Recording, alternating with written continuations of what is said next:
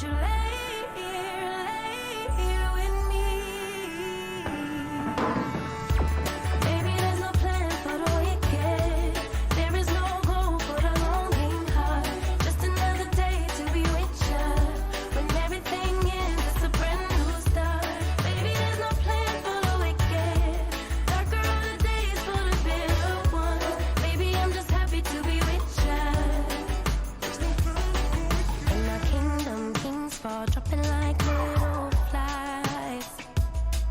There's a price to pay to getting the things we want. But if we take a moment to get closer, closer to the things we need, we wouldn't need them, need that, looking at the things we have. Stay here under the palm trees. Won't you lay here with me? Baby, there's no plan for the wicked. There is no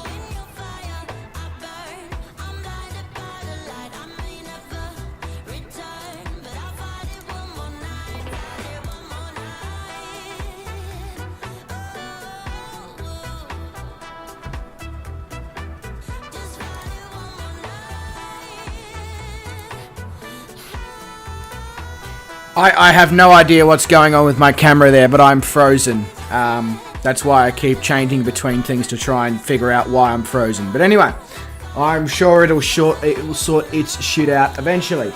But ladies and gentlemen, g'day, and welcome to Cooking on the Fly number 3. This evening we'll be heading over to the Falkland Islands, which is an island that is just off the coast of Argentina, but is also influenced by... Sorry, let me rephrase that. It is off the coast of Argentina, influenced by Argentinian cuisine, but is actually a British colony. We are priceless right now, but I will change that as soon as my webcam decides that it wants to allow me to change that. So this evening we'll be doing our usual stuff, getting ourselves up in the air, getting up to cruise altitude. And then at the point of cruise altitude, I will depart for a couple of minutes, get myself all set up behind me. When I say that, I mean in position, because everything's already set up and ready to go.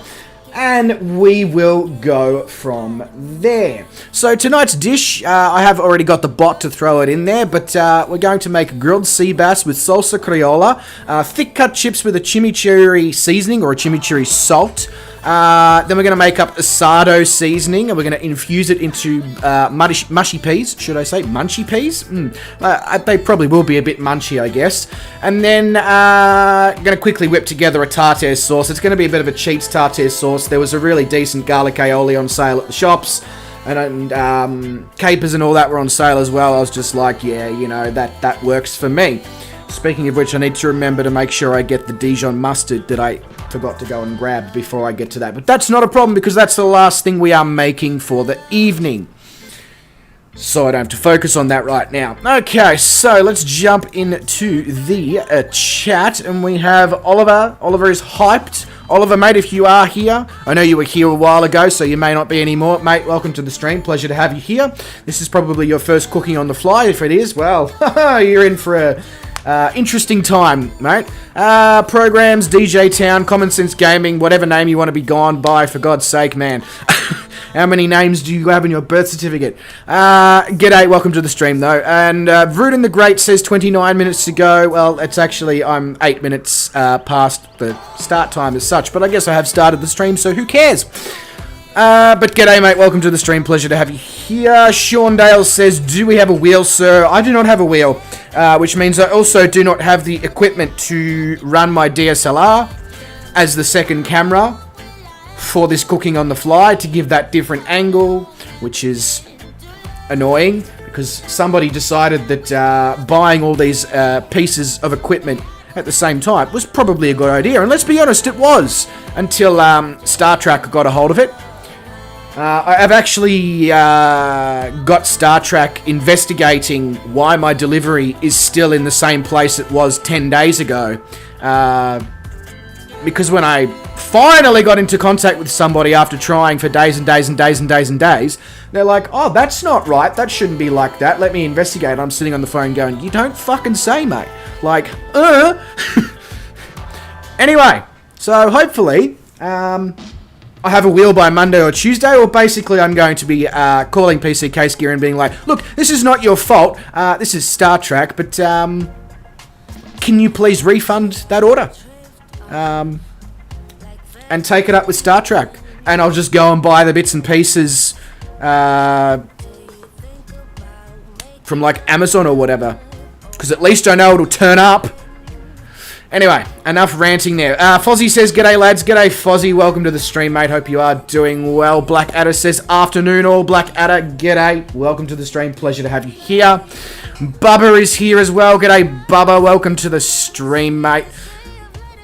Hope you are doing well, I know you are doing well, because I was just chatting to you in Discord not 15 minutes ago or so. Vruden is saying that he has found a unicycle. And who thinks that he's going to break his neck? I certainly do. But then that's not really speaking from experience there, Vruden, so... Stu, g'day mate, welcome to the stream, pleasure to have you here, hope you are doing well. Wes is here with us as well this evening, g'day Wes, welcome to the stream mate. I know you are doing well because I spoke to you just recently. Calling Pigeons says, g'day. Well, actually, he says bon appetit, pilots. I guess that fits the current narrative, absolutely. But welcome to the stream, mate. Sean Atkins says, hello all. Hello, Sean, mate. Welcome to the stream. Pleasure to have you here. Dylan Slater. Hey, Captain. Hey, Dylan. Welcome to the stream, mate. Pleasure to have you here. Breathe, Bryce, between greeting people. Otherwise, you run out of oxygen. Sean Taylor has changed his name to 666 Dale. I guess what he's trying to say is he's an evil man, but we all know that's the complete opposite. Zach's Gaming Lab, hello, this is cool, LOL. Zach, mate, welcome to the stream. I'm pretty sure you've caught one of these before, but if you haven't, well, you're in for a treat, I guess. Yeah, no, I was just making blackout. I was just making actions at my webcam. I think it worked for about 2 seconds and then froze up again, and I was like, you piece of shit. Jason Heath says, hey mate, I'll be flying tonight. But Jason, are you cooking tonight? Welcome to the stream though, mate. Pleasure to have you here. And Black Evo says, g'day. G'day, Black Evo, mate. Welcome to the stream. I think I just missed you in Discord because I quickly had a peep in Discord a couple of minutes after I left, and you slid in there and made everybody very happy. That's a really messed up sentence. Never mind. David Jacko says, g'day, buddy. G'day, Mr. Infected. How you going, mate? Welcome to the stream. No, I know you're not necessarily infected, but hopefully the fact that you've got a quarantine is, and I hope you don't mind me outing that on the stream. You know, we are judgment free here, and everybody will obviously look out for you, and everybody's available to you within the Discord, mate, if you do need to chat, because I know personally what it's like to have been having to do 14 days of home quarantine twice, for the same reasons, David. Both times was negative, but, you know, you can never be too careful, so, anyway.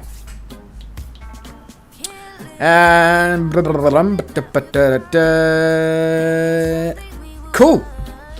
Black Evo says, hand jobs for all. There you go, ladies and gentlemen. If you are in the Discord with Black Evo, he's offering hand jobs for all. And just to add to my annoyances tonight, not only do I have a webcam that had frozen up, it might be alright now, I'm going to check it in a sec, but my lighting, the globe just blew. I don't have any more globes for that particular light. So the lighting off to the left-hand side of the monitor might not be as good as it usually is, so I do apologise for that. There is absolutely nothing I can do right now. It's an LED globe. It shouldn't have gone, but it did. So, you know, can't pick and choose there, unfortunately. I guess they do have a... they don't have an infinite life, which I guess makes sense. All right. Now, let's see if I bring up... No, that's not what I wanted to do. I wanted to do that, and then...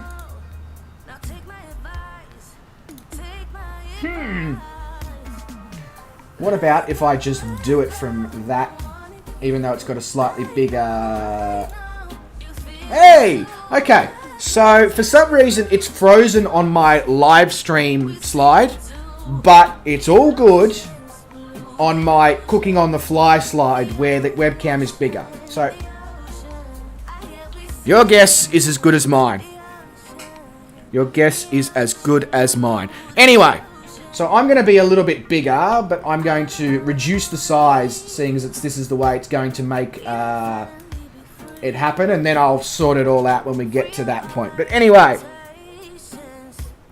so as you can see, everything's set up behind me, ready to go. Fuck, I hope I've got enough gas in the barbecue. It's alright if I don't. We can just... I've got a griddle pan. I've got a stove behind me. We can sort it out if that becomes a problem. But I just bought the gas bottle before the last cooking on the fly. So anyway. Whatever. Okay. We have a DA40 that's sitting in front of us. And it is screaming my name. Well, it's not actually screaming my name.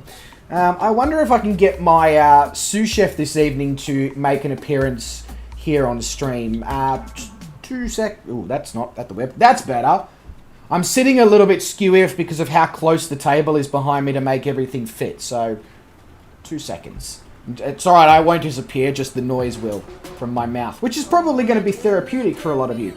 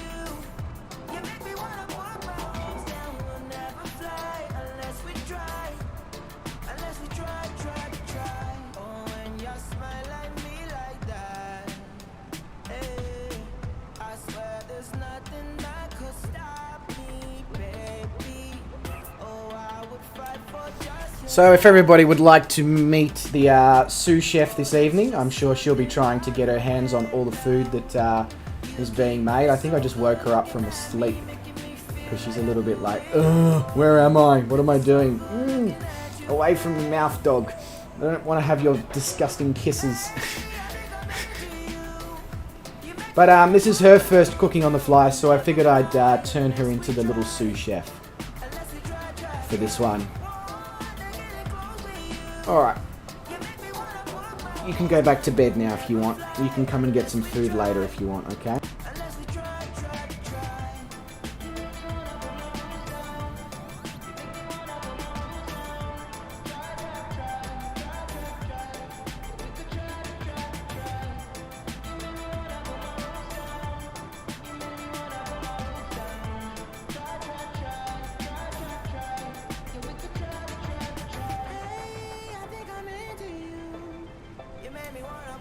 Don't give her too many compliments. She's already got a pretty big head.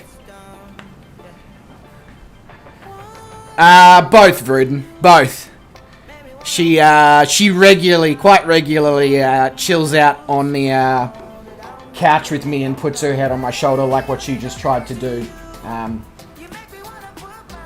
Alright, back to flying planes. I figured it was important to introduce her for this flight, seeing as she's no doubt going to you're probably going to see her trying to jump up and grab things off the bench because she's notorious for doing stuff like that. Don't worry, she listens to me when I tell her no, but yeah. Gummy Wombat says, hi there, everyone. Hi, JSAG. Gummy Wombat, mate, welcome to the stream. Pleasure to have you here. Dylan Slater says, dog! Yes, absolutely. So she's 6 months old. She's a Staffy Cross Jack Russell. She weighs like 11 kilos, so that was not the easiest lump to have on my lap in that sort of position. But anyway. Alright, before I keep talk, let's hook up we'll put the track eye signal thing on. We'll start this plane up nice and fast.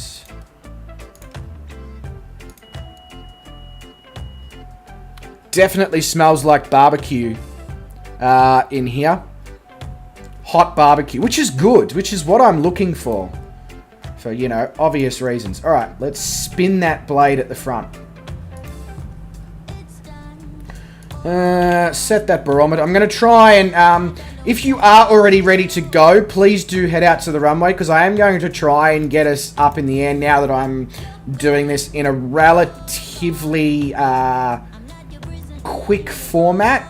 No, as fast as we sort of can, because I'm fully aware of the fact that it's probably going to be close to a 4-hour stream, so I don't want us to we've already been on the ground here for 20 minutes. I don't want us to still be on the ground here in another 10 minutes.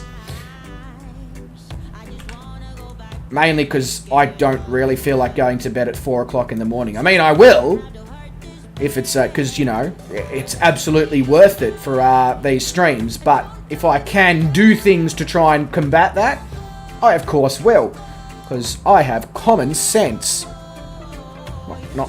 Well, actually the jury's out on that one, whether I actually have common sense. Oliver says hello, hopefully I'm not late. No, Oliver, I've only just started my plane. I was late. According to what sort of watch do you have, Rudin? Is it a day ahead of everyone else, is it? Alright, I need to make sure that I have my flight plan in little nav maps so that I don't... And then we can... Once I have that in there, we can start making our way to the runway. Okay. So, we have 9 knots of wind at 309. This means the active runway is 25. So,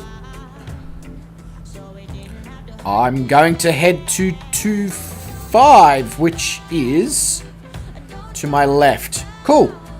To the left, to the left. Alright. So, if you are...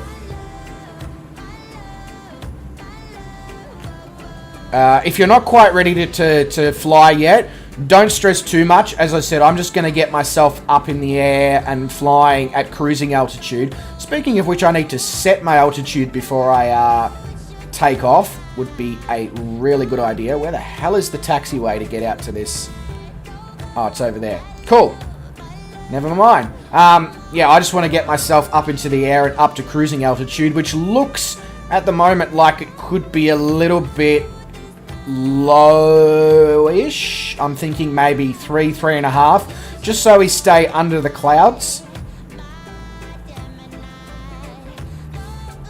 Oh, Bubba! Bubba's gone full vertical in his little GA jet.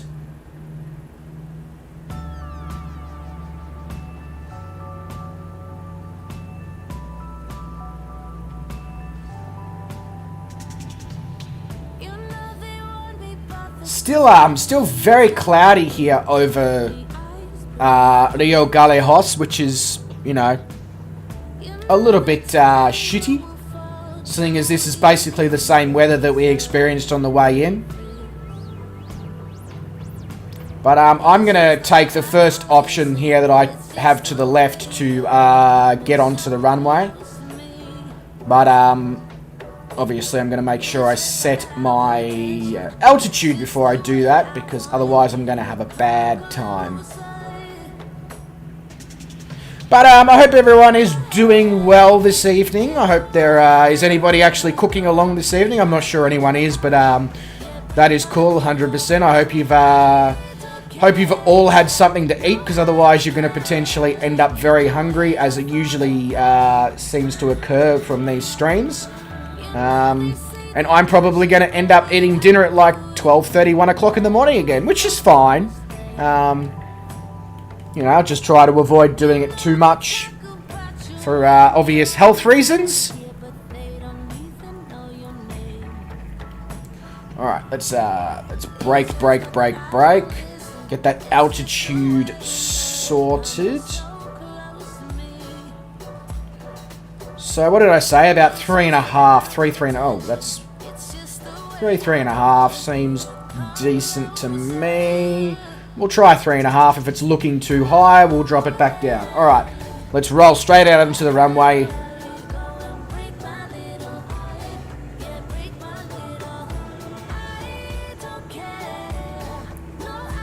Cooked a big Gurns earlier. What the hell is a big Gurns? If you don't mind me asking. I don't know the youthful language these days because I'm not youthful enough myself. Also, I'm pretty sure I saw Brett Plays in here somewhere. Yes, I did. He says, dang, did not get the ping for this one. That's interesting.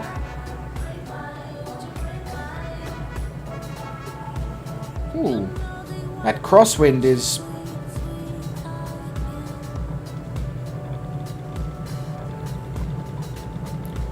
go. Nothing's ever a problem here in the DA40. Nothing at all. Sorry.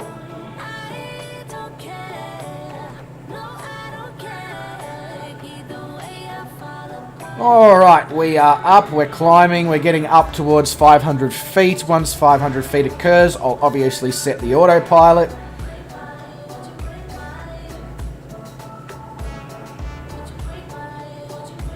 Oh, I didn't even turn the track IR on. Like, I turned it on, but I forgot to select it in the camera thing before I took off. Well, there we go. Look at me go, absolutely nailing everything. Good start here, good start. Alright, so now we can bring the flaps upsies. Go to the exterior. There we go. So, make sure that she's going to follow the magenta line.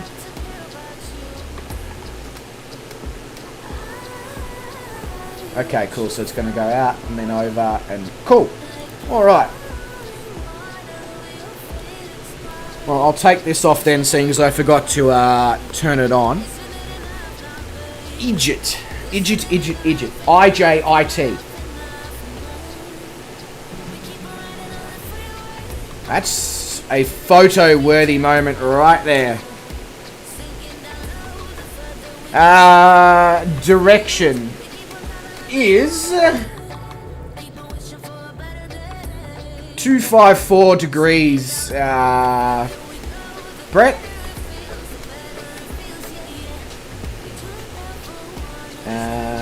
You want to turn aircraft? Follow the flight plan possibly? Maybe? Kind of?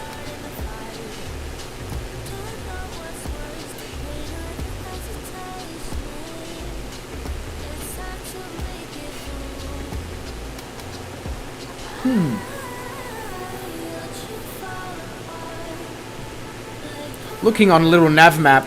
Oh, there we go. Turn is finally being made.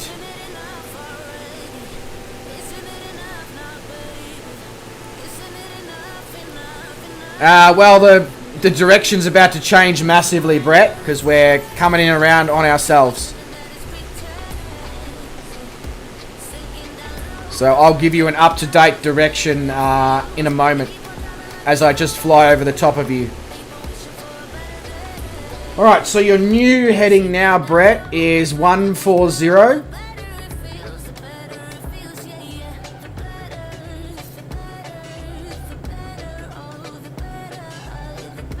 And I believe we will be making another change on that soon as well.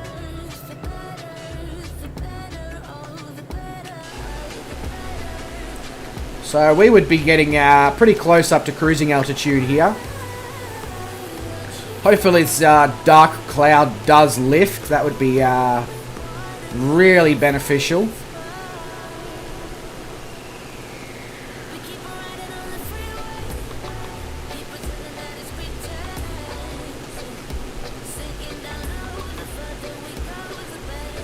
We seem to have leveled out. Yep. So we are coming up to our cruising altitude. We'll back the power out a bit so that we get we don't overstress the engine.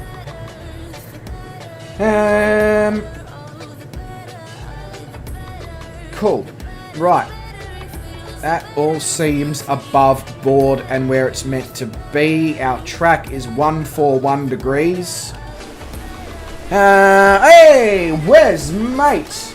He says, good evening, Bryce Eats. Can I place my order now in for delivery? Love your work, bro. Keep it up. Wes, thank you so much for the donation there, good sir.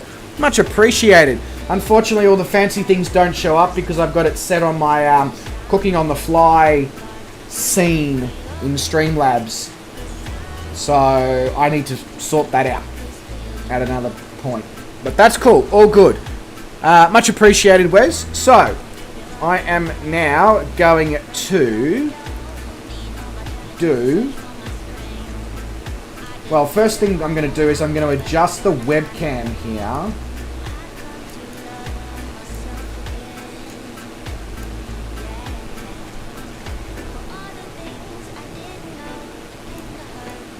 Whoa! Wrong bit!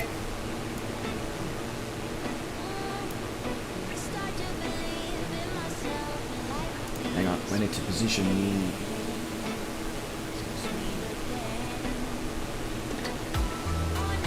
There we go. And if we do that. Cool. Alright, I shall return in a couple of minutes. Yeah. Hang on, just before I do go, Jason's just said he's in an SR22. Hopefully he's heading in the right direction. Looking for an SR22. SR22. Cirrus SR22.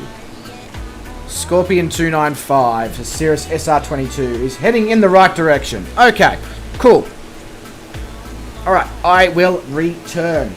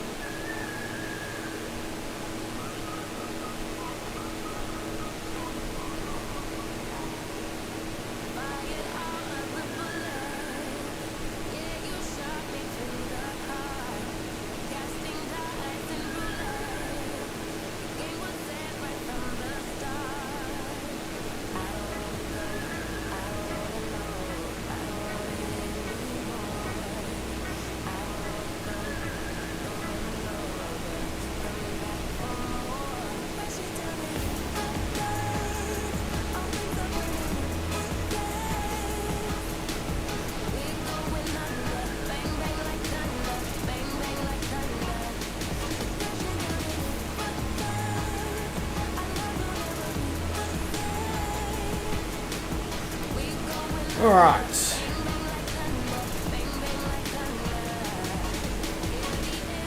So I just want to make sure everything is good. You guys can see me, you can see what I'm doing, no problem, which is 100% the case. I can see the chat by just slowly moving forward, and the first comment I've seen is Vruden saying, "It's so peaceful in here without Bryce running his mouth." Thank you very much, Vruden, for the lovely comment. Very much appreciated, and have some of that. Alright. Wes says, "I'm off, otherwise I won't get much sleep. We'll watch it a bit in bed. Hope you have a good stream, a good cooking session. See you sometime tomorrow night." Yeah, Wes, so I will be on yours probably after a coffee in the morning with the missus, depending on how timing's going there. If that doesn't occur, obviously I'll be with you at an earlier time. Alright, and the fact that I might be up until 3 or 4 o'clock in the morning here anyway is another reason why I may not be there for 8:30 my time. Anyway, see you, Wes. Thank you very much for the support. Thank you very much for the donation. You have a good evening. Alright, so first things first is we need to score and season the fish, get the oil, so that when we do go to cook it on the grill, we don't get a good old-fashioned sticking session. So, I have my fish already on a plate. I'm going to pull it out of the packet. And I want to make sure that I get plenty of salt on the skin, and make sure that I do score the skin so that the salt penetrates. And then when we do cook it, we get a crispier skin, and almost like a pork belly style thing is what we'll achieve with this fish, because it has got, it's a very oily fish, and it's got a very it's a meaty skin, so you can sort of almost play with it as if it is a piece of pork or a piece of lamb or something like that kind of the bin. So just off to the side here I have my rubbish bin, I have my cooking notes that I will refer to occasionally. Yeah, common sense stuff basically. Alright. So I'm going to do this on the plate. Now usually I wouldn't necessarily recommend this, but as I only have the one chopping board this evening and trying to reduce the number of dishes I create if possible, I'm just going to score it straight on the chopping board. Then I'm going to take some rice bran oil and I'm going to just put that on the skin. And then I'm going to massage that onto the skin so that everything is nice and coated, so that we're not going to have any sticking issues. Use my little makeshift sink I have over here with soapy water. Dry up the hands.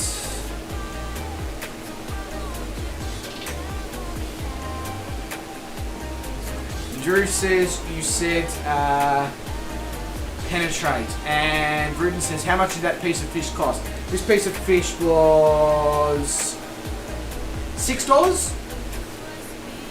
Yeah, about $6 Australian dollars, Rudin, so really good value for money fish. Alright, so I'm going to get a decent amount of salt onto that skin, and the reason I scored it is so that the flavour goes in. And then the other side we will season in the cooking process. And the other side is where we will put the pepper and all the other goodies that you want to have. So, pop that off to the side. Let the salt do its job. Okay, job number 2 we need to sort out is the Salsa Criolla, which is what we are serving sort of on top next to, it's the fish accompaniment basically, and this is a traditional accompaniment in Argentina that they put with fish and meat and all that sort of stuff. I'll tell you right now, it smells bloody awesome in here with deep fryer oil and barbecue charcoal going along, and it's just, by the end of this I'm just going to be like, food. Looks like we're headed for the ocean. Look, Bruden, as long as we're not headed for in the ocean, we good. We good. Alright, so first thing I want to do is I want to grab, I want to grab a brown onion. And basically I want to make that brown onion peeled. Top it, halve it, peel the rest of the skin. Now you want to leave the bottom part of the knobbly bit on the end of the onion, especially if you're going to be chopping it the way I am, because it provides the support for the rest of the onion. If you're not going to be chopping it the way I am, you do the onion the way that you find most comfortable. Oliver says he can barely prepare instant noodles. But you see, Oliver, in today's day and age, that's not really a problem, because with all of these companies, you know, like proper restaurants, ramen restaurants and all that, who do their own lines of instant noodle and instant ramen and all that, all you have to do then is make sure that you have like a thing of frozen stir-fry veggies in the freezer and some eggs and, I don't know, a bit of soy sauce, or, you know, if you like to saute it up, some cheap peanut butter or whatever, and you can literally take those veggies, a little bit of chili paste or something, a bit of saute, take your instant noodles, throw it in, and you've got a beautiful, you know, 5-minute Asian style noodle dish without barely lifting a finger. So it's so easy these days to know how to cook things and take really basic ingredients to that next level, just by sort of utilizing the thought process of, oh, you know, instant noodles can be used as a base to build upon if I want to. Anyway, so just going to, a bit like I did the onion last time for the chimichurri in the Argentine lamito that we made. We're just going to go down bit by bit by bit. I don't know if that's showing up, but you can sort of see that there's lines just going straight down. They're all the same width.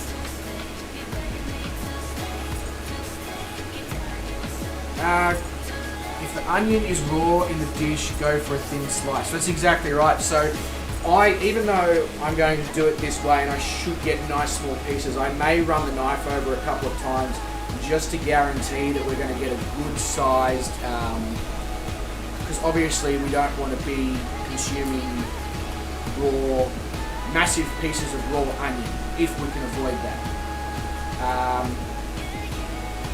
You can use whatever onion you like.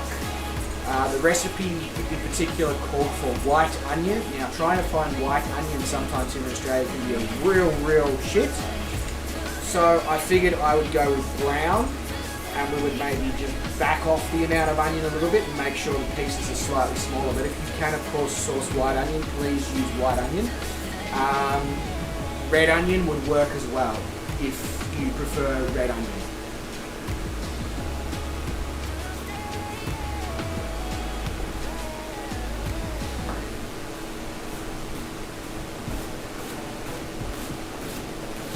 So this recipe does call for 1 full onion. I'm not sure, because I got quite big onions, so I'm not sure I want to use 1 full onion. I guess when it comes to any of you cooking this in the future, you can use your personal discretion, your personal taste, etc. Depends what onion you are using as well. Damn, onion smells good. We're not even cooking it, and it smells good. So as you can see, I'm just running the knife over it a little bit, just to make sure that all the pieces are of a nice small size, so that we don't get overwhelmed by onion. And I will leave it at half an onion, because I'll show you the bowl in a sec. What I've managed to get yield-wise from half an onion is, so as you can probably see, that's covered the whole bottom part of that bowl from half an onion. So, Black Evo says shallot also. I mean, yeah, it's from the onion family. Go for it. Like, absolutely. Tony Barrow says, hey Bryce, hey everyone. G'day Tony, mate. Welcome to the stream. Pleasure to have you. And Tanana's here as well. Well, mate, welcome to the stream, both of you. Pleasure to have you both here. Use your diving mask to slice onion. Yeah, become slightly immune to it over the years. It still does get to me, but it takes, you know, a good couple of onions to get in an unventilated location before the tears start to stream down the face. And a lot of the chefs anyway use that moment to, you know, cry out.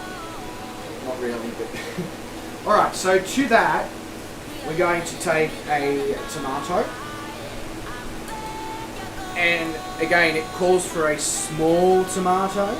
So this is a big tomato, but I'm going to just go the whole thing, especially seeing that I did use that little bit less onion.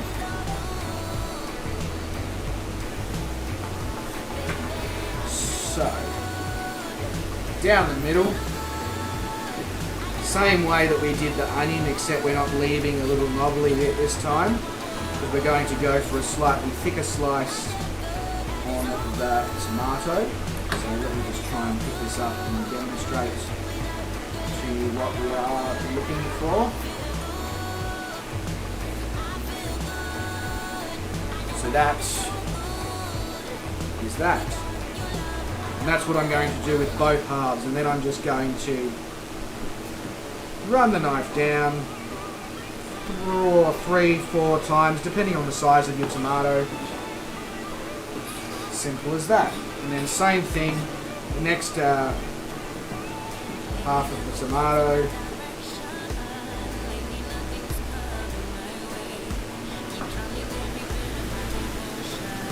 Especially with the tomato, let the knife do the work. Make sure the blade is nice and sharp, because obviously tomatoes can be easily squashed if they are not handled correctly. And then we're just going to go straight into the bowl with that.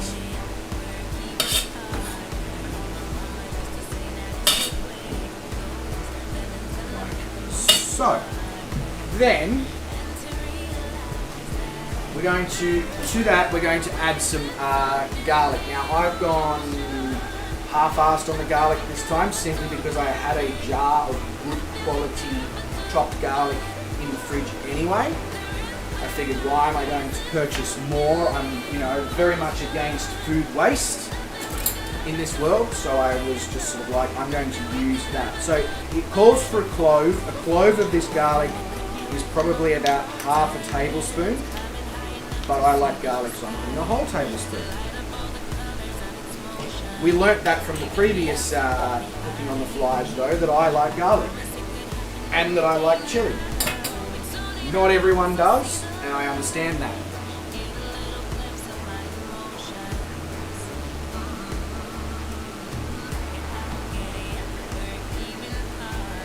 Yeah, white onion isn't so harsh. That's correct, Sanana. It's just, at least where I live, it's not always readily available all year round. You can only get it when it's in season. And I would have got red onion, but I usually cook my onion. And when it comes to cooking onion, brown onion caramelizes I find better in the dishes that I make. So I tend to always have brown onion at home. Therefore, again, to reduce food waste, I decided that I would just utilize the brown onions that I had and make sure the pieces were nice and small, so that it wasn't like, oh my god, that is raw onion, holy shit kind of thing. Alright, so now we've got a large capsicum, red capsicum, or as the Americans call it, fucking bell pepper, like ding-a-ling-a-ling-a-ling motherfucker. So what I'm going to do is I'm going to take the top off, and by doing that, it allows me to remove the little green stemmy prick. Unfortunately, that doesn't mean that Adam Band is out of our lives, but this is another green stemmy prick.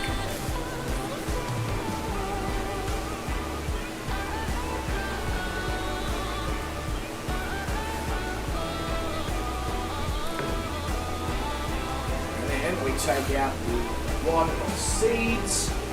Now don't stress too much. Over on this bench I have got a compost bin and I have a bin. So my food scraps are going in compost. My bin rubbish is going into the bin. I have a compost bin just out that back door that I will use. So don't be concerned about food waste potentially occurring there either. It's very minimal and it is being utilised for good. Alright, so we just want to remove all the white membrane stuff off of the red capsicum. Like so. So then we should end up with some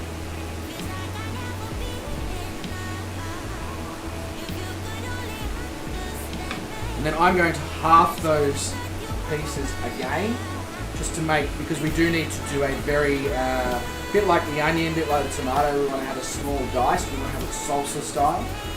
So you're not going to be able to really achieve that too easily with a knife and chopping board and when it's half a bloody capsicum. I actually was aware of that, Black Evo, yes. So there's an interesting fact for those in the chat.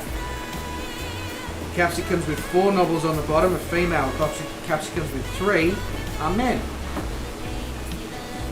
So, as you would expect, I'm currently going to be eating a female. And I mean, probably the best way, especially in when you're creating a dish like this, another way to, you know, to come back to the fish for a sec, is you want to make sure your fish is fresh and it smells of the ocean.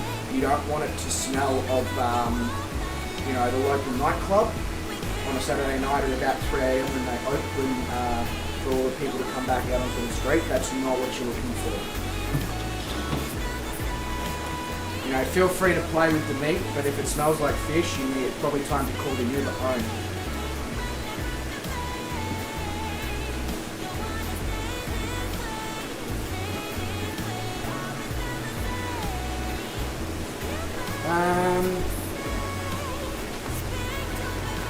Yeah, bell pepper is a US only thing. Everywhere else in the world it is a fucking capsicum. Because it's a fucking capsicum.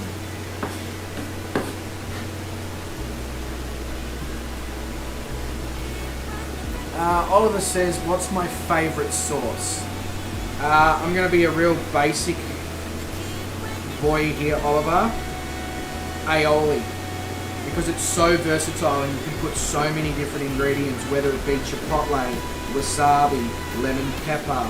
You know, there's so many herbs and spices and condiments you can add to aioli. So my favourite sauce would 100% be that. And you can put it in sandwiches, burgers, use it for, you know, chips, all sorts. You can even dip veggies in aioli. It's so versatile in what you can use it for as well. So yeah, 100% aioli. No, Bruden, I'm not actually a big fan of store-bought tomato sauce. I prefer to make my own, and it's really easy to do. Tomatoes, onion, garlic, cook it low and slow, add your vinegar, add your sugar, add your salt, add your pepper. If you want to add a little bit of chili, I do add a bit of chili, but that's because I'm a chili fiend. And then blitz it. You know, once it's become thick and all the water has come away, blitz it. That's all you have to do. And it will taste almost as, let me rephrase. I was going to say it tastes similar to the shops, but no, it will taste a lot better than the shops. And the good advantage there as well is if you know you want to add a bit of parsley, or you want to add some basil, or you want to add, you know, green veg into it to make it even healthier condiment, you absolutely can. And I mean, I'm all for adding healthy ingredients to dishes that already exist or sauces that already exist that you can sort of get away with it. And tomato sauce is definitely one of those items. Where is my dog? I saw her down at my feet 2 seconds ago. Probably wants food. She's probably, her senses are probably going off the chop right now because there's the smell of raw capsicum, raw tomato, raw garlic, raw onion. There's a beautiful piece of sea bass that's sitting right there. So she's probably having the time of her life. 57 capsicum genders, hey? Yeah, well no, capsicum does have genders, I know.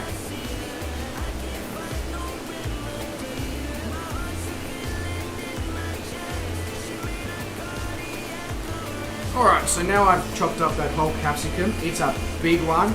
I can see myself needing to use this salsa over the coming days in various dishes that I make, and you know what?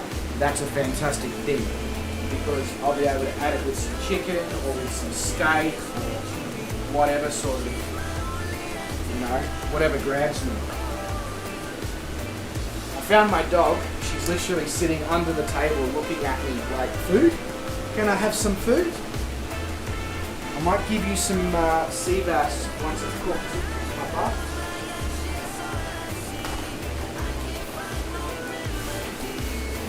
Just give the chopping board a bit of a wipe with paper towel to remove any of the excess moisture. Now,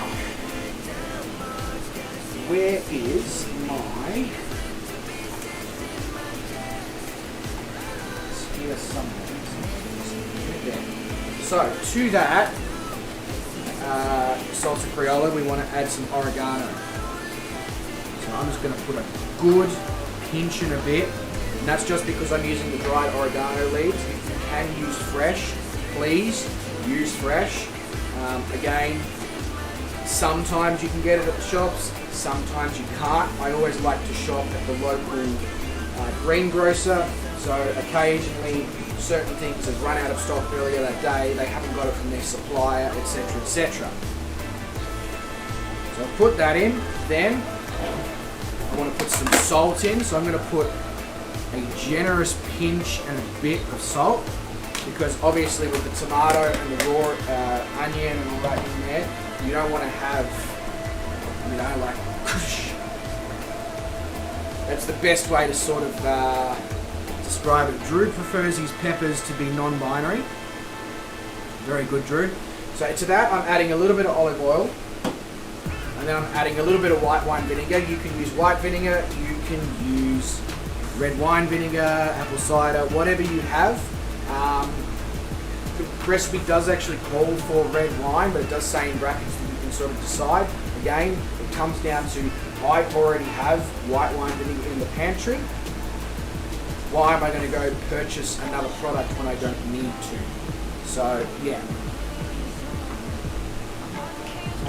Shane says, what's cooking good looking? Food, Shane. If you put exclamation mark COTF into the chat, it will give you a detailed description of what tonight's dish is. Alright, let me just consult my cooking notes for the next part of that, which is, yeah, so that, and then we just need to mix that, and then just check the seasoning, and then let it sit. If you can let it sit for a bit, it's good, because you're putting olive oil and you're putting vinegar and you're putting all that good stuff in. You want to, you know, the longer you allow it to sit, the potentially more flavour you're going to achieve. If so, I do have some brown sugar over here. I simply brought that out, A, because it's in one of our other recipes, and B, because if the tomatoes, because of the current time of the year, are not super sweet, you can add a little bit of brown sugar to this as well to achieve what you're trying to achieve, and especially because we've got the raw brown onion here as well. Hey! Hey! Excuse me a sec. Stop! Enough! Good girl.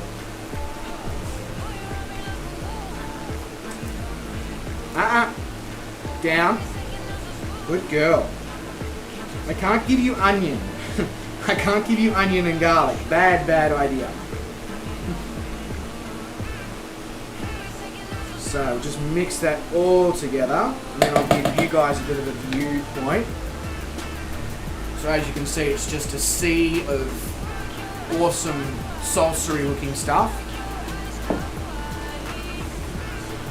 And then I'm just going to wipe a little bit of garlic I had on the end of that off and use that same spoon to taste. It's dishes reduction. Now try to get a bit of everything on the spoon.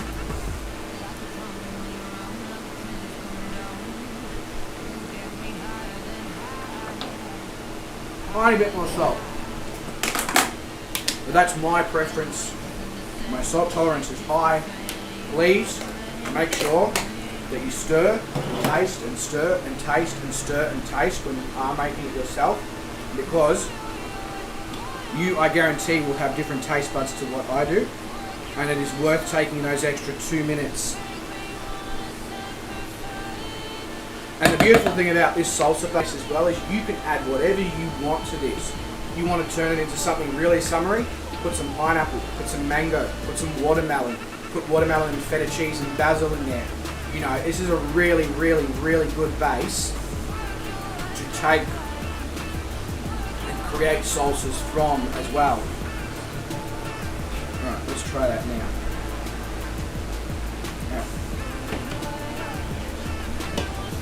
That's good. Turns out the Argentinians know what they're talking about when it comes to salsa. Who would have thought?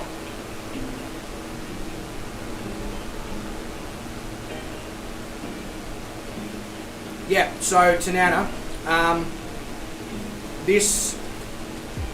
so I'm trying to use fish that is relatively accessible in the Falkland Islands, mainly to show off the amazing produce credentials that are available from the Falkland Islands, and basically it listed 2 fish as the 2 preferences, either sea bass or rainbow trout. Now, sea bass was available for me. Rainbow trout had already sold out for the day because you can catch them not too far from where I am. So people had sort of developed a taste for it around here and they tend to go for it. So, yeah. Alright, now we need to make chimichurri seasoning and we need to make the Asado seasoning. We're going to do these both from scratch using dry ingredients and a few fresh ingredients, which is not ideal, but if you're going to be using this stuff fresh, which we are here, it's not a bad thing.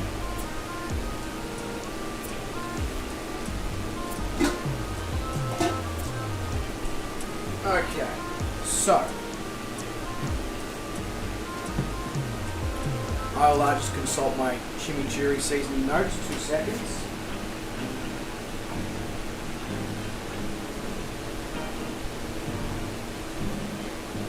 Okay, so into, oh, I've probably got too big of a bowl.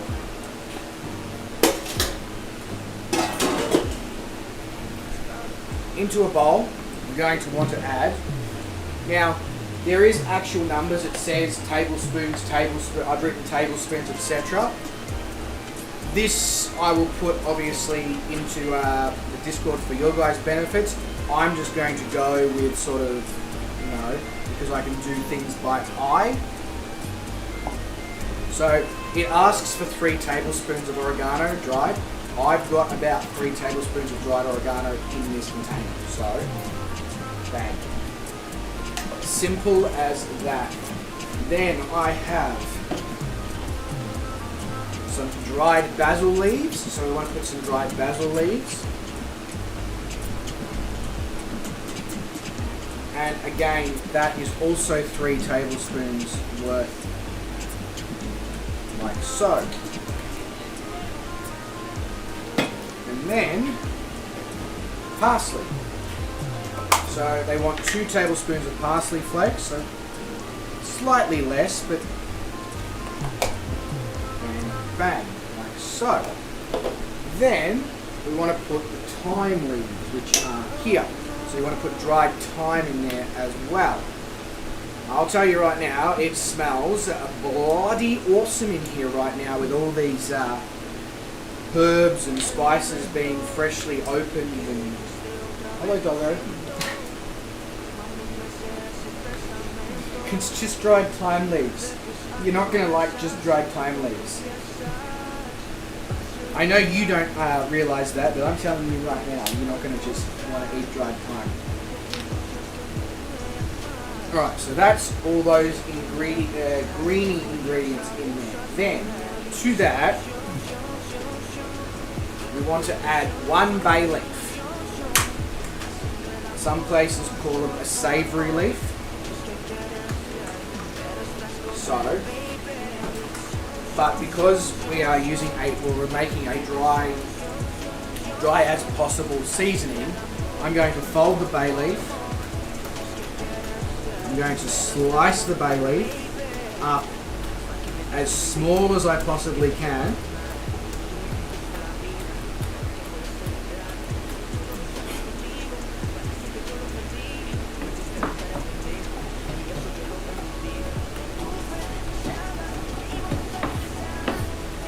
Bloody hell, bay leaves smell good, don't they?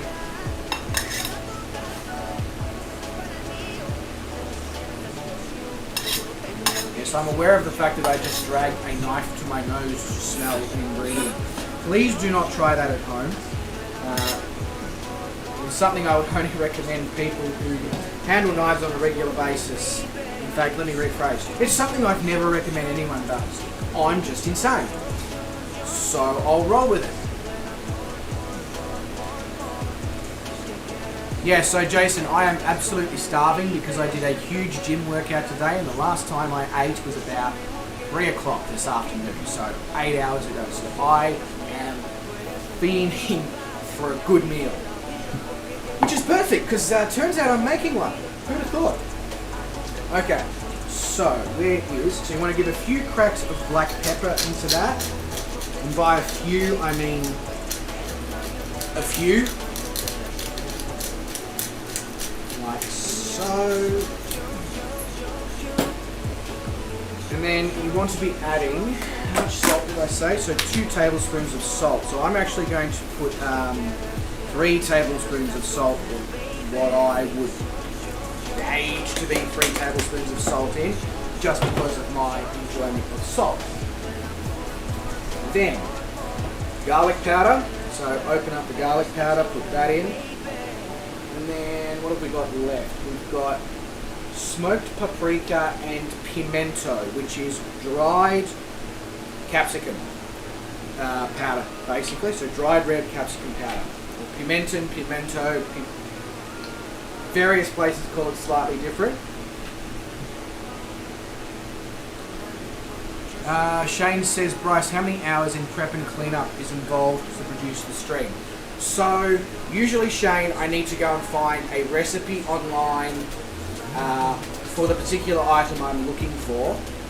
Then, once I've done that, I need to test each recipe. And when I'm testing each recipe is when I make my notes on how I want to alter that recipe to suit what I want to do. At that point, I will then go to the, so obviously I've already been to the shops at that point, bought the things, check to see it all goes together. Then I'll go to the shops again, buy all the ingredients that I have already utilised everything from, so for example the fish, etc., stuff like that. Then I will obviously sit down and compile all my notes into one document so that I can just make it easy. Then obviously just the whole process of having everything clean, ready to go, having the trestle tables ready to go, making sure the room is... So I would say we're probably looking at anywhere from 8 to 12 hours, depending on the dish, goes into the process from the minute I start going, right, I need to do a cooking on the fly for this particular area in this particular country. And then I actually do the cooking on the fly, which is anywhere from 3 to 5 hours of actual streaming, and then I need to clean up. So we're talking probably anywhere between 15 and 16 hours completely total from the minute I start looking on the internet to the minute the dish is done at the end of the stream. So yeah, hope that answers your question, Shane. And Tony says he's never had rainbow trout though. Oh, Tony, best trout. 100% the best trout. I mean, trout's already a pretty good fish. Rainbow trout, That is next level stuff. Cannot recommend it enough. Alright, so I put the garlic powder up. Oh yeah, so I was putting in my, I've only got sweet paprika. There is no, again, in situations like this, there is no point going to the shops and buying a big container of smoked paprika when I've already got sweet. Now, it's not going to give this exact same, you know, flavour, but, you know, part of this whole cooking on the fly thing is I'm trying to make cooking things that people may not think is accessible to them, make them realise that actually it is very much a thing that you can sort of do even with basic ingredients, and there's certain ingredients that you can use similar versions of, etc., to create basically what the dish is saying, and it's sort of trying to make it less daunting for people. So do not be scared if you don't have access to, you know.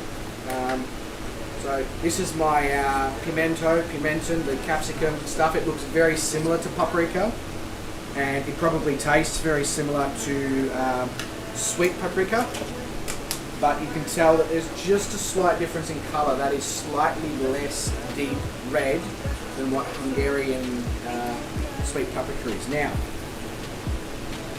damn, that smells good. That smells really good. So, I'm now going to mix that all together, because you will have a few lumps in your pimenton and possibly in your paprika as well. It is one of those dried herbs that does tend to clump over time.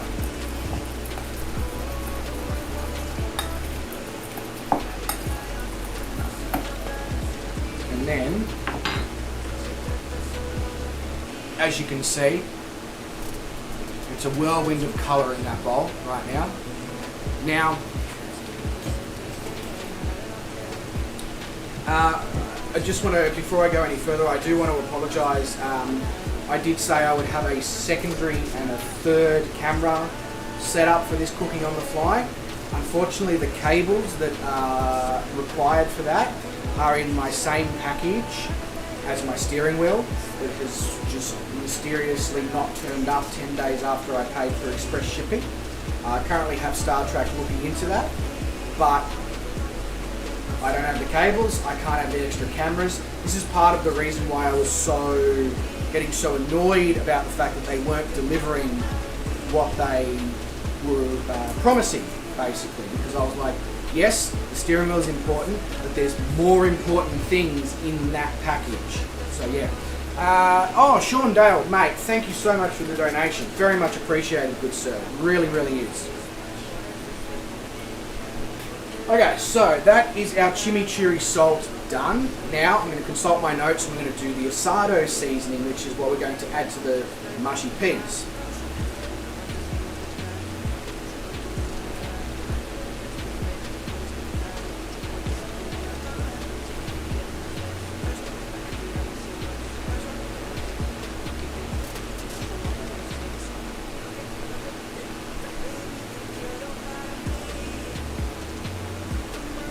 Okay, so I don't have any measurements listed for this one.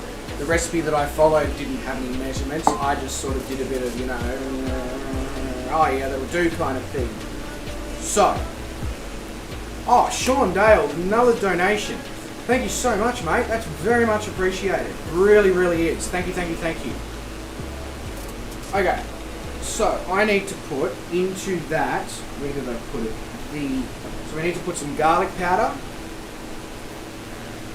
So unfortunately with the Asado seasoning, you may find yourself, when you're doing it yourself, if you do it yourself, you'll have to be doing a little bit of mix, mix, mix, taste, is it good, is it not, you know, etc. kind of thing.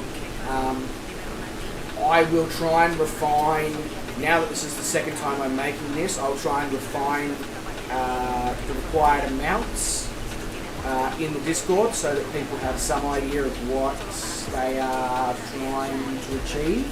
Otherwise, just obviously follow along on the stream and, you know, how many seconds does he tip that for? Okay, that's how many seconds I'll tip that for, etc. Right, so let me focus. Garlic, then we need to put paprika.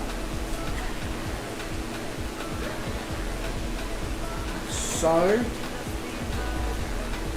And then cumin. So we've got fresh bag of crushed cumin seeds.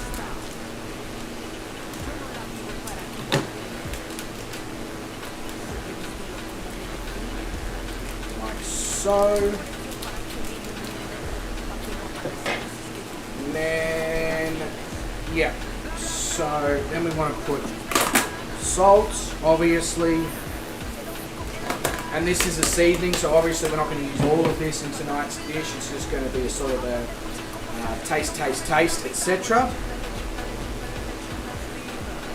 Oh, Common Sense Gaming has a bay leaf tree at home. Lucky boy. Are you saying Asado seasoning? No, Asado. Yeah, Asado seasoning. They're paying me to create a seasoning for Microsoft Flight Simulator. I wish. Then we're going to put some pepper in with that salt. My wrist hurts from the gym today, which is not good. Don't get any ideas. I can see you guys getting ideas. I'm telling you right now, it is from the gym. So I put a fair bit of chili in there. Please, unless you like chili, do not hold the container of chili powder over as long as I just did, because you're going to have a brain explosion. So, now, when you're making asado, you need to have achiote powder. Now, good luck finding achiote powder in Australia. You'll probably be able to find it in America, because it is very Mexican. So, basically you can sort of make achiote. I've just got to scroll down to it. Like a similar-ish version of it, I guess.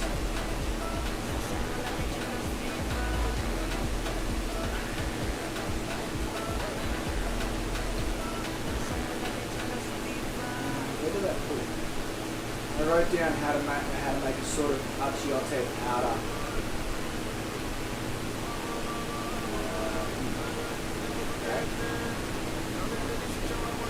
Oh, right, there we go. So, to that, you need to add brown sugar and orange zest. And that, along with the paprika, will give you sort of a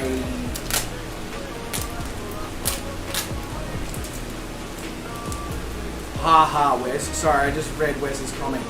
That will give you sort of a similar-ish flavour to what achiote powder would.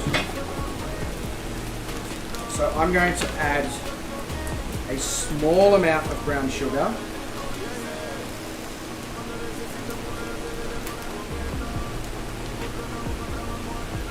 That's probably about a teaspoon. Now, I know it seems insane that I've got so much brown sugar, but don't worry, brown sugar is something I use in the home. So it's something that will definitely be utilised.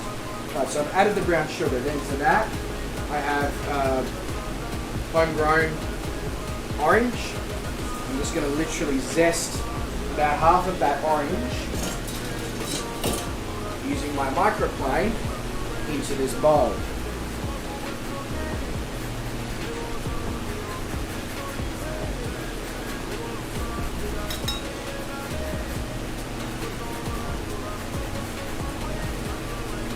Go. So I know it seems crazy to be adding a wet ingredient such as zest to this seasoning. Quite obviously this seasoning is something that you do fresh when you need to use it, not something that you can store for a significant period of time. The good news is if you mix it long enough, the dry herbs dries out the orange zest. And you'll see in a moment when I show you it, it won't actually look like there's any real orange zest within this. So this dish that we're making today is a combination of ingredients that you would find in the Falkland Islands, for example the fish, ingredients you would find within the UK and Britain, because obviously the Falkland Islands is a British colony, So you will obviously have a lot of influence from there, hence the fish and chips. And then it's also fusioned with Argentinian herbs and spices, because obviously the Falkland Islands is very close to Argentina, so there is influence there as well. However, this dish as a whole, you probably wouldn't find anywhere in the world. It is a fusion that I did create, taking bits from each location and moulding them together to create something that, although you wouldn't necessarily find it there, if you were to present this to a restaurateur or whatever in any of those particular countries, they'd be like, yes, that makes perfect sense, of course, yeah. Alright, so that is our Asado seasoning done.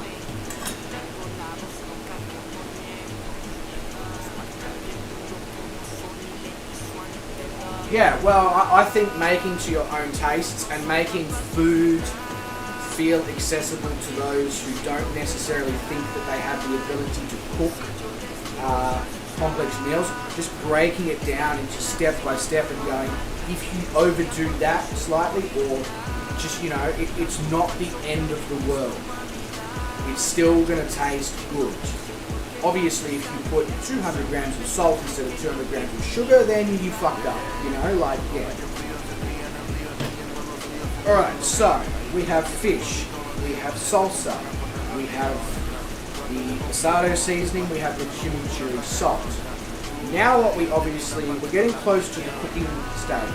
However, there is one more thing we need to make, and that is a tartare sauce. And I'm doing a very cheap tartare sauce this evening.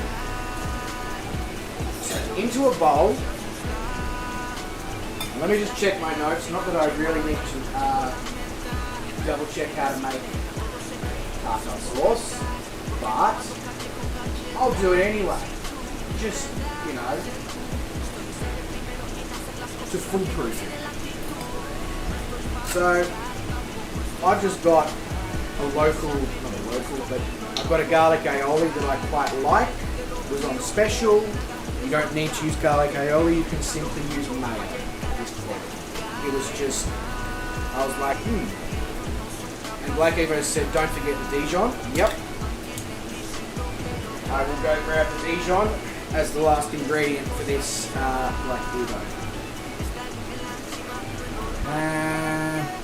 Oliver says, did you know Britain fought a war with Iceland for cod, fish, and the British lost? There you go. There you go. Alright, so I'm only going to use about half that squeezy bottle of garlic aioli. 2 seconds, I'll go get that Dijon mustard actually now.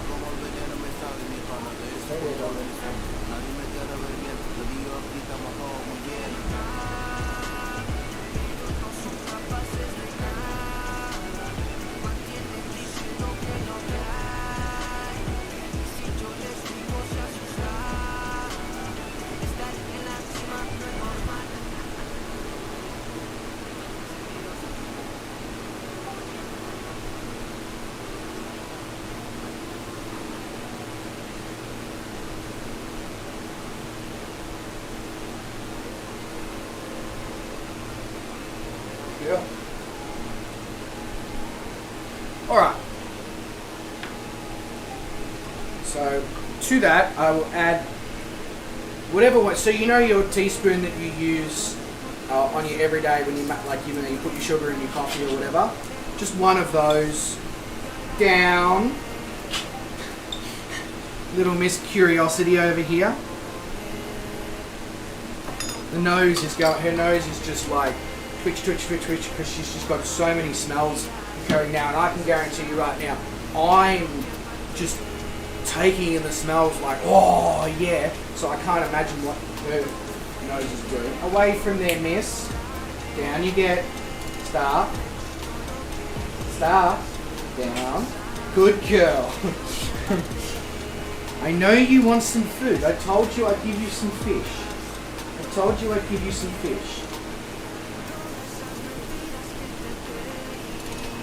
You just need to let me cook it first, okay? I know you don't understand what I'm saying, or you probably understand one word here and there, probably fish and cook and feed. That's probably what you're understanding.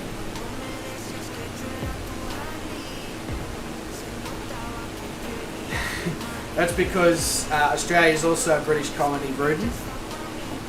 Alright, where was I? I'm making tartar sauce, so I need to put...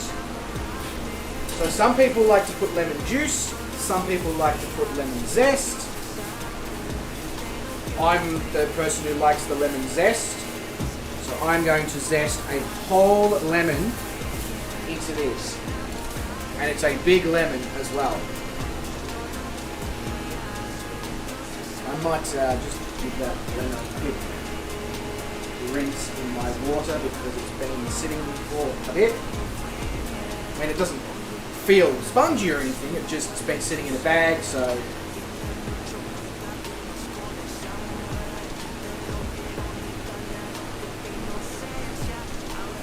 There we go, that's better. Alright, so we're just gonna zest in.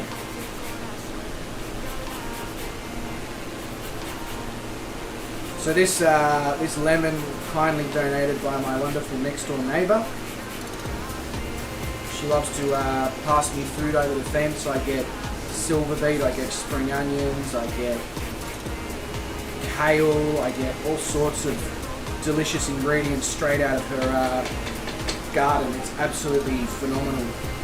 You know, she just hands me bags of food and I'm just like, oh, so good, because of course the food tastes amazing because it's grown, you know, right in, just over the fence, literally, from here.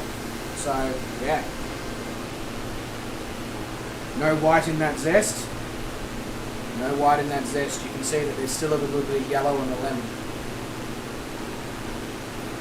Alright, so to that, capers. Ooh, yeah. I love the smell of capers. I know there's some people out there who are like, ugh. But, so some baby capers. And basically, I'm going to use the back of the spoon to put some capers in like so. And again, I'll just add them to salads and stuff when I make lunch over the coming days. Then to that, we're going to add some Worcestershire sauce.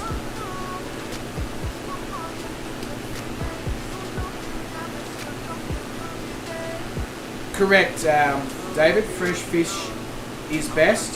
If you can't get fresh, obviously you get as close as you possibly can to fresh fish. Alright, that is... Oh yeah, I think I've just got to add dill to that, which would make sense. Yeah. So we're just adding... So for the dill, you can either use fresh or dried. I'm using fresh, simply because I'm going to be eating the tartar sauce now. And I really... Like, dill is one of my favourite herbs, so I'm going to use a whole stalk off of dill, should I say, off of a dill. No, I'm the dill.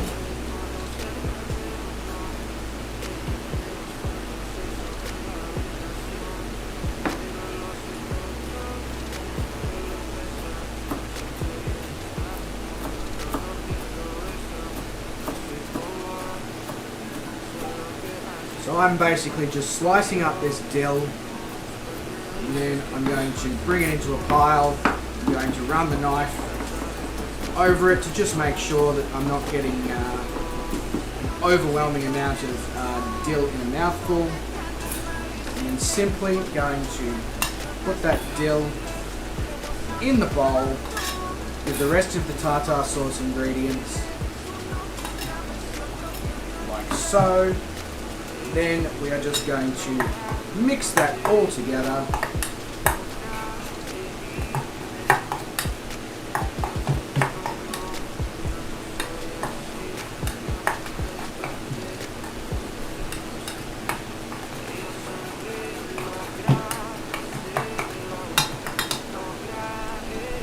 And there we go. Tartar sauce done. Now, you can of course make a mayo and then build from there. I usually buy this stuff anyway for home, so it just kind of made sense to use it for this as well.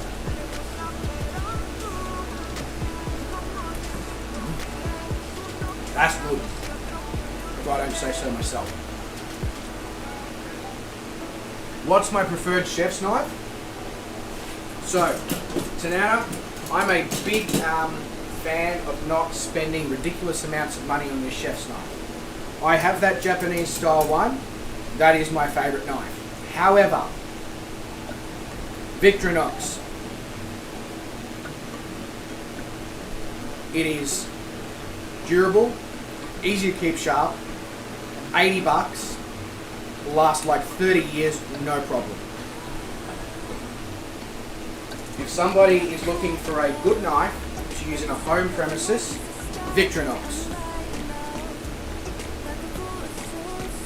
I don't need any lemons, Common Sense Gaming, because I have the same problem. I have the exact same problem. Too many lemons. Okay, so now I'm just going to quickly give this board a wipe down. Put some Dill and stuff on the floor, which Madam Hoover will probably come along and lick up when I'm not looking. But it's not stuff that's toxic to a dog, so I'm not really concerned about that. Oliver says, which cheese is your favourite? Oh, you know what, Oliver? I really like blue cheese. Really like blue cheese, and I really like a soft French, like a brie or a camembert or something like that. That's the kind of cheese that I'm that kind of person who will get blue cheese, dried apple slices, some almonds or some walnut, and then put it on a cracker, and then a glass of like Chardonnay or something with it, and just sit there out the back, because the backyard's got a view across the suburb that I live in. So I just literally place a chair, put a little table, wine, cheese, sit out there with the missus, and we just, we can watch the sun go down, stuff like that. It's really cool. So yeah, I'm one of those people. Right, so all of that. Now, I'm going to put so I've already had it on, it is semi-hot, but due to power constraints, I can't run all my equipment and the electronic stovetop and the deep fryer and the lighting and my laptop as well. So we're going to need to do this part in stages. So basically I'm now going to return on the electronic stovetop, bring the water back up to a boil. Then we're going to cook our peas, and then we're going to mush those peas up, and we're going to put the mint, the butter, the salt, the pepper, and then the Asado. Well, actually, we're not going to need to put the salt and pepper this time, and then we're going to put the Asado seasoning in.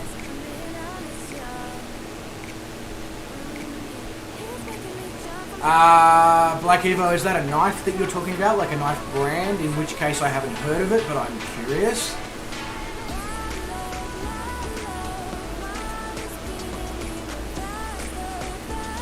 Yeah, so basically, I'm very similar to now. Then I've got this knife as well.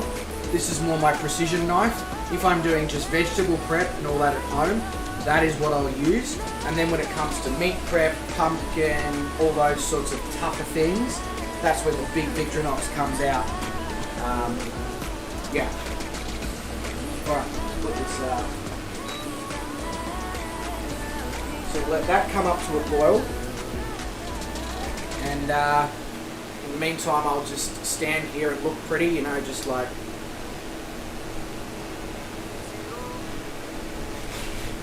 Not really. Now would be a good time for me to take some of the mint leaves off my mint here, which has started to see better days. Seen better days. Oh, the place in my head. Get down on my knees and I pray to God. Hope He sees me through to the end. There you go.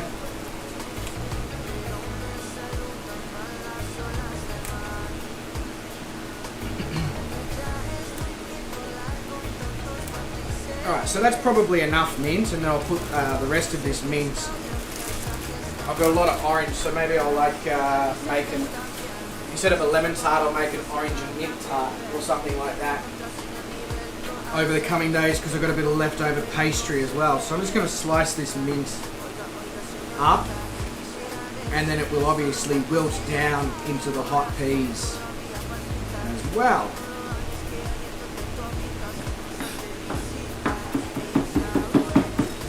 There we go. So I'll just leave that to the side of my chopping board.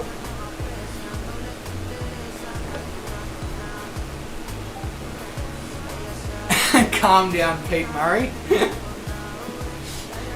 Pray to God you don't have to hear that again. Oh, come on, Shane, it wasn't that bad. You've heard worse come out of me on my streams when I've done singing. Alright, so that's me strainer, water go spaghetti stock, is what my Italian grandparents used to call it when they first came to Australia. You know, they go into the shop, they'd be like, "Excuse me, have you got water go spaghetti stock?" You know, and the bloke's like, "What do you mean water go spaghetti stock?" You know, he's like, you know, he's like, "Oh, you mean colander?" Yeah, you know, so I'm pretty, this particular colander is the one that they bought when they first came to Australia. Same one. And that's like 1950, so it's like 70 years old.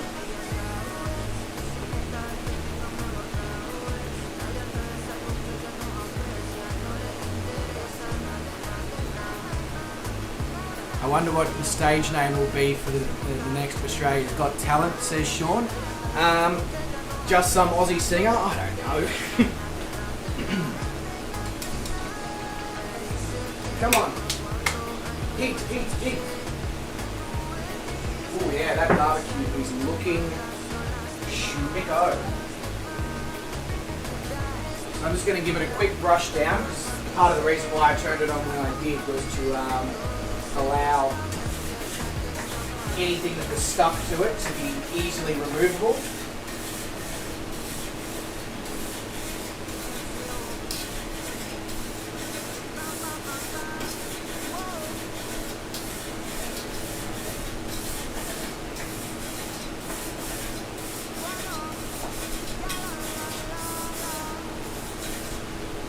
There we go. Have a nice clean cooking surface now. That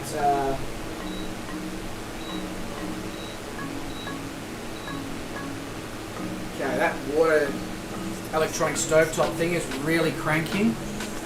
Common Sense Gaming says he's half Italian. Ah. Buongiorno sir, come stai? Basic greeting for you there. And it's interesting as well, Blackadder, that you were advertising knives after the last stream of doing this. Maybe they're trying to tell you that you need new kitchen knives. Dana says, immigrant family, where's your family from? So, I did one of those Ancestry DNA things. My list is like this long. But my strongest DNAs are Irish, Swedish, and Northern Italian.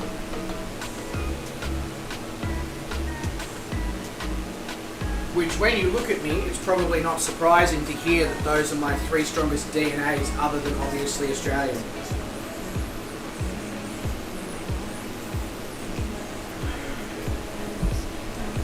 Oh, I needed a good drink of water there. Alright, that water is almost coming up to temperature now, so what I'm going to do now is I'm going to season that water.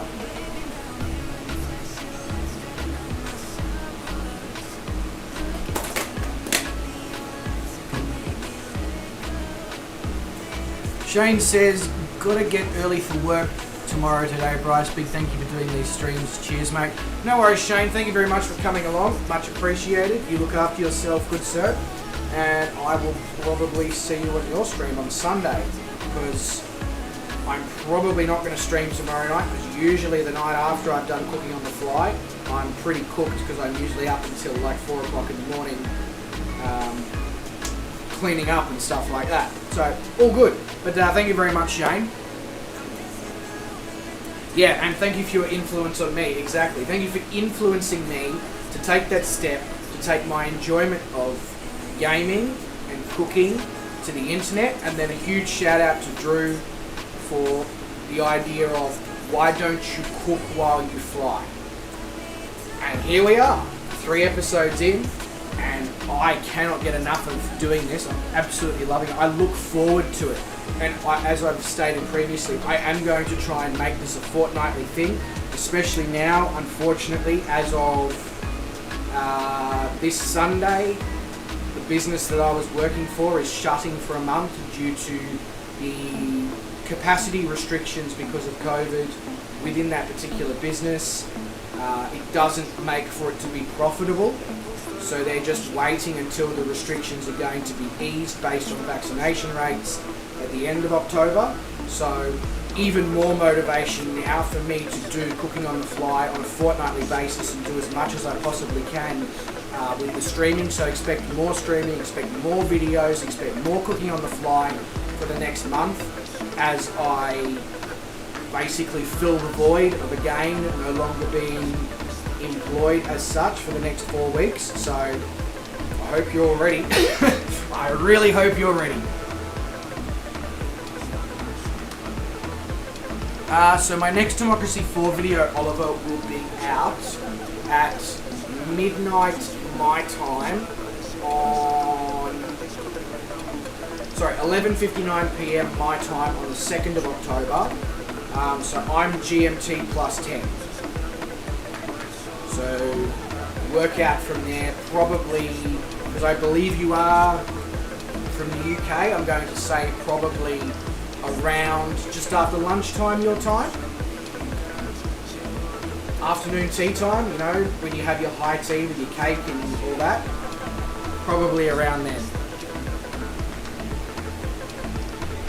That's probably the only video I haven't filmed because I've been doing other things, but that's not a problem because Democracy is fantastic from the filming perspective, in the fact that I start it, I press film, I film whatever is done, I stop it, I don't have to edit Democracy 4 videos. It's just literally because everything in the middle needs to be included for the storyline within those particular videos to make sense. So I love doing the Democracy 4 videos because they're probably the easiest video to produce. And it's good fun. It's really good fun. Sort of having that control over that, what's the word I'm looking for? That pretend control over a country and the people and how things, happen or whatever is quite cool. And, in the process you're not screwing people's lives by accident. So, yeah. A little river dance. I don't know, Gruden, simply because of this. I'm going to turn to the side and show you how thin the area that I'm currently standing in is. And you'll understand why I'm then not going to try and river dance. So,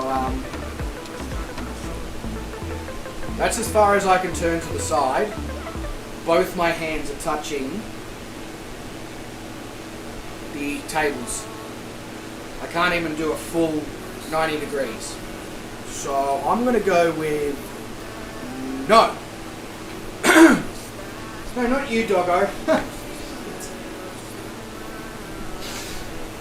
Yeah, sorry about that, Drew. My voice was getting a little bit... And of course when I said no, then the dog looks at me like, I'm not doing anything wrong though. Sorry, doggo. Go back to sleep. Back to sleep. I'll give you some fish once it's cooked. Go back to sleep.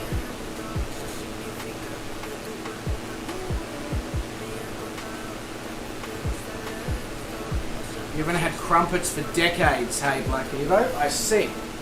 Crumpets for days or crumpets for decades?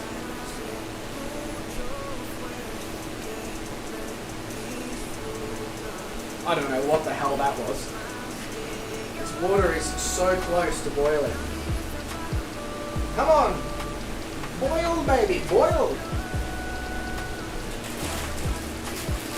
got my really high quality. Now, here's something for you. When buying things like peas and broad beans and stuff like that, buy it frozen, because the stuff that's in the fresh section of your supermarket or whatever, if you buy your stuff from the supermarket, is probably less fresh than the stuff that's in the frozen packet. Because this stuff is usually frozen the same day it is picked, and then it is kept frozen the whole time.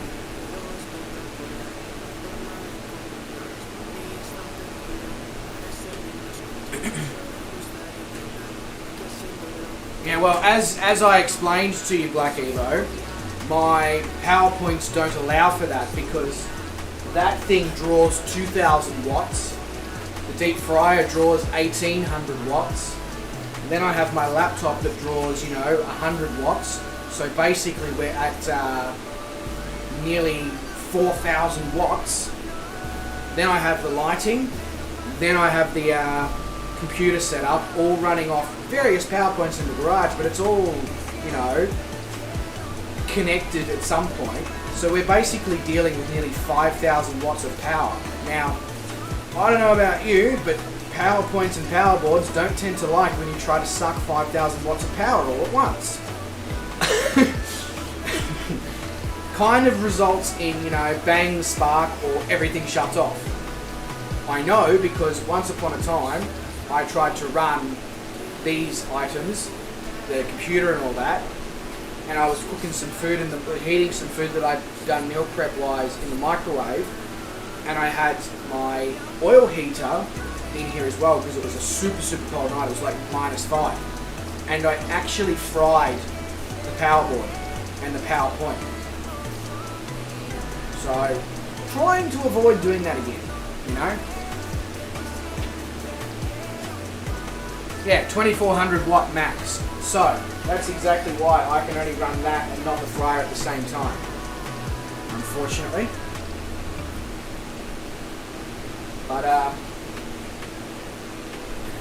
so close, so close. Yeah, basically, Bruden, I'm having to turn myself into an electrical engineer.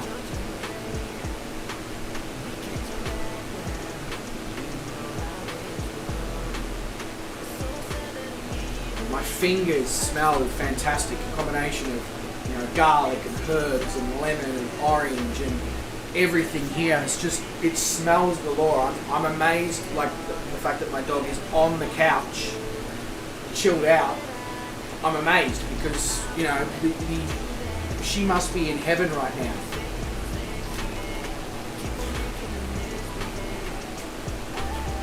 Come on, boil, you motherfucker, boil!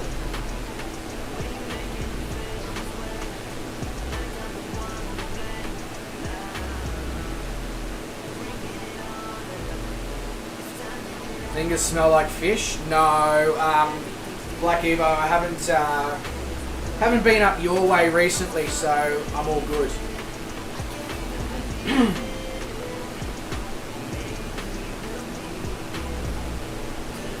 Fozzie says, hit that like button, fellas. 25 views, 8 likes. Hey, Fozzie, I've got 19 likes over here. According to... We've already established that what you guys see and what myself sees is usually different, unfortunately.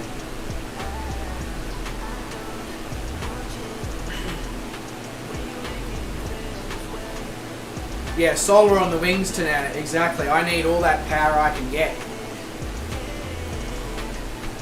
The knees are just like, why did you do squats today, boy?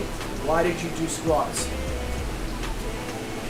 And the answer is health.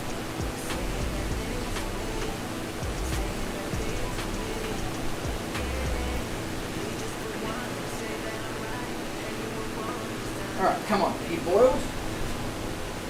Yes, it's boiling. Alright, we're going to go in with some peas. Now, I'm going to put in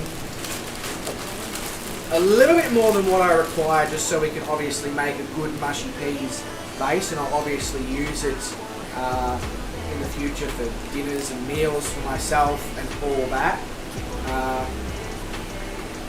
Hey, Drew with the donation. Mate, thank you so much. It says, to cover some of your food costs. Drew, you're an absolute legend. Thank you so much. Shout out to Drew. Everybody drop some awesome stuff in the chat. You know, emojis, whatever you want to do. Drew, thank you. Absolute legend. Alright, we are going in with some peas. Excuse me while I pee everywhere. And then I'm going to get those peas back in the freezer before they defrost anymore.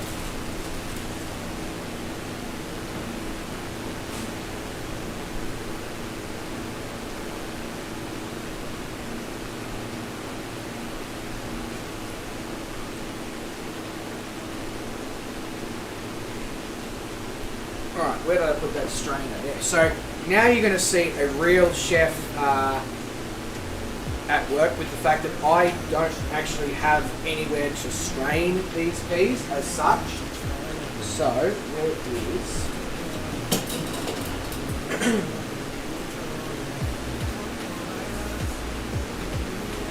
Just make sure that you give them about a minute or two to just come good. Then I'll turn the power off. I'll strain them, but before I strain them, I'm going to get the deep fryer started because obviously, like the deep fryer is hot, probably about 100-ish degrees, but you're going to need it a little bit hotter for the chips, and we don't need it straight away because obviously the next point of call is going to be the fact that we're going to get the fish going, and then hopefully by the time we've strained this, made mushy peas, got the fish going, the fryer should be ready for the chips. Hopefully.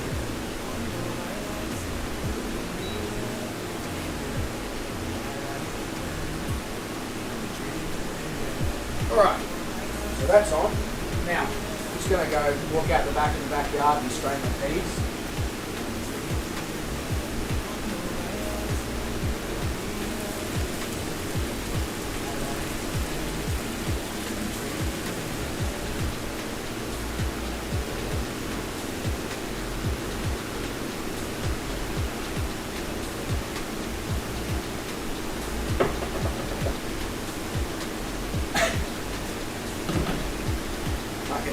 Chef hacks.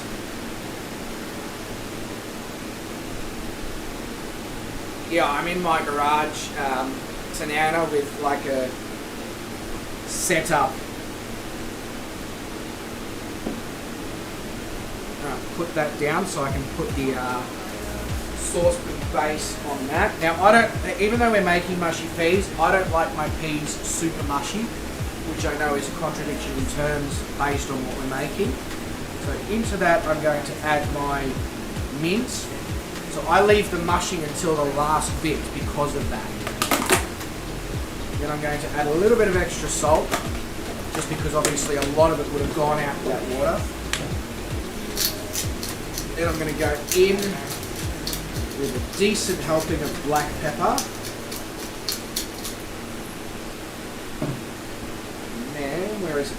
There. I'm going to go in with some butter. Yeah, it probably is windy, Sean. I mean, we're heading out down to the Falkland Islands. One of the more windier locations probably on the planet. So to that I'm going to add a decent amount of butter. I'm just going to let that sit in there for a minute or so.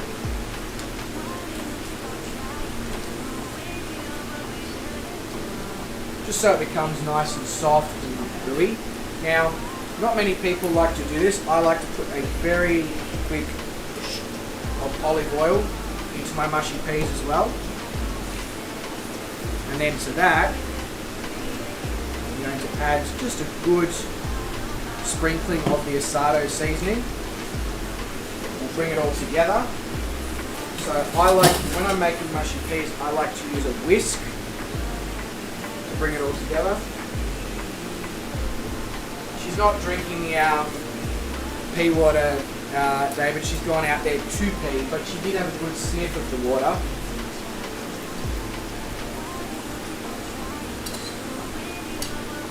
Basically, I'm going to use the residual heat of the pot to get that butter nice and broken down, and then I'm just literally smashing the peas against the side of the pot using the edges of the whisk. Now again, this is personal preference on the fact that I like my peas to still have texture and volume and all that. Obviously the people who are, you know, British and have grown up with it are going to want their peas to be super mushy, and that's fine.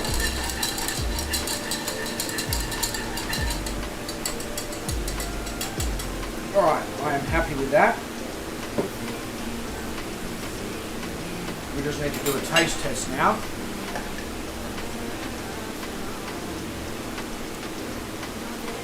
There you go. Yum. Still got a little bit of body to them. A little bit broken around the edges. So I guess you could say they're sort of mushed. But phenomenal flavour from that Asado seasoning. Might actually throw a little bit more in there and just let it sit whilst we wait for the rest of the stuff, and then give it one final mix at the end. Okay, so now we've come to the star of the show moment. And it's not the dog, believe it or not, and it's not me either. It's the fish. So, she's licking the floor as I suspected she would be. Obviously the dog likes the taste of dill. Alright, so we're going to go with the skin side down onto the barbecue hot plate, and then we're going to season the other side with salt and pepper.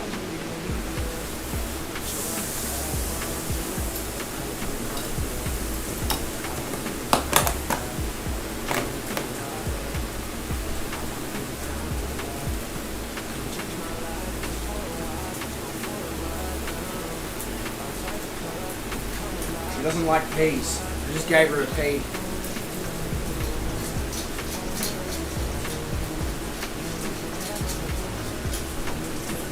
Go.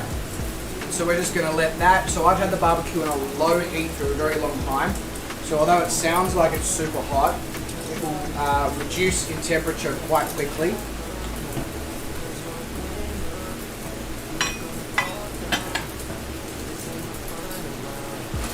And then the fryer is now ready, as I suspected it would be, so I'm going to put some chips into the fryer.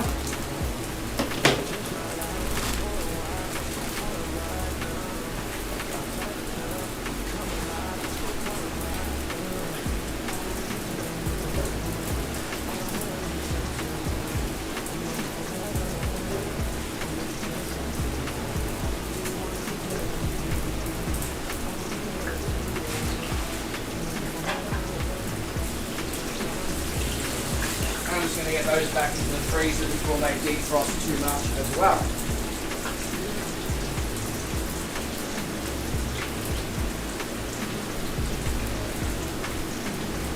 So basically I can't touch this fish now until the skin wants to come away from the barbecue on its own. So, which it does now. So we're going to turn the fish directly over. Now the skin's already looking nice. We'll go back skin side as we go. So basically I want to have a nice noughts and crosses or a checkers or whatever, you know, lines going in both directions on both sides of the fish.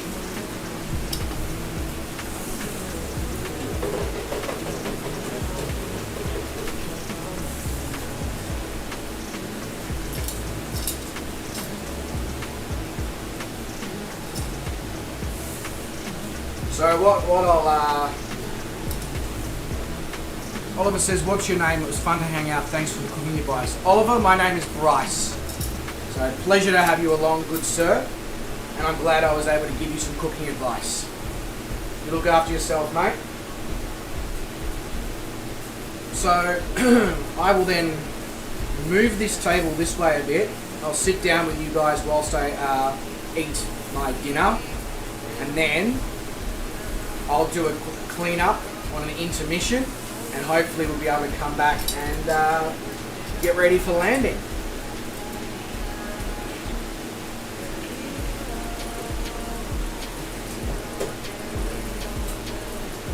stop, I know, you want food. You want food. Yeah.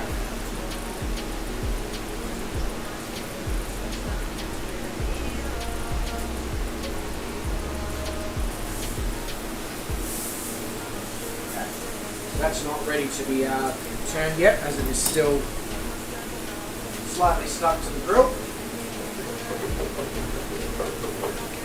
Right, give the chips their first rest. So basically what I'm doing here is I'm going to create crispy chips. So you want to do a quick flash up. Then you want to do a longer fry. Then you want to come up. And then you want to do one finishing fry. So that's how you get thrice fried chips, and it creates a really beautiful inside that is nicely steamed and an outside exterior that is really crispy and stays crispy for longer even as the chips cool, so you don't have that terrible mashed potato mush that occurs after a while. I'm actually just going to close the lid on that Weber for a little bit whilst it cooks a little bit more, because obviously having it at a low temperature, otherwise we're going to be standing here for a long time and I don't necessarily want that to be a thing. So in the interim, I've got my plate here, and what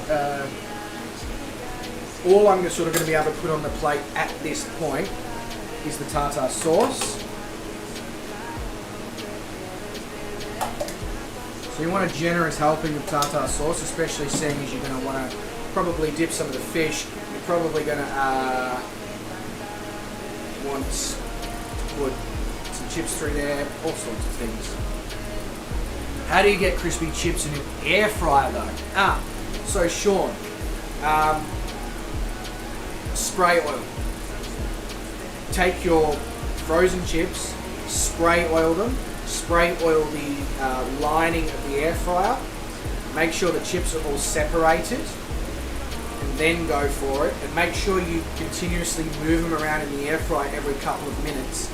And you're not going to get super crispy chips as if you deep fried them, but you'll get a better result than, say, most people do with an air fryer. So the chips are going down for the second cook now.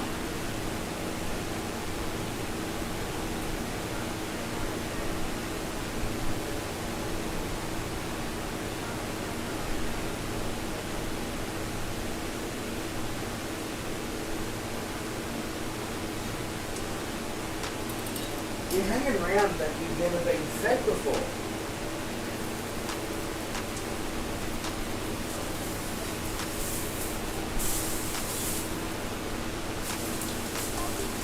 And swap the direction in which the fish is. Yeah, spray duck fat on them. Very good idea, Black Evo. That's probably actually a better idea, Sean. Follow what Black Evo said. Put duck fat on them.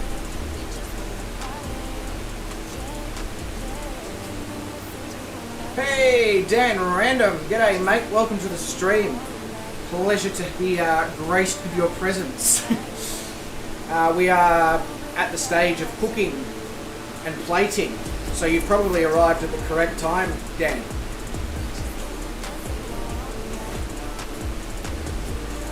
I've got to remember as well, when I get back to the plane in a moment, to make sure that I do my fuel transfer, because otherwise we're going to have an issue possibly.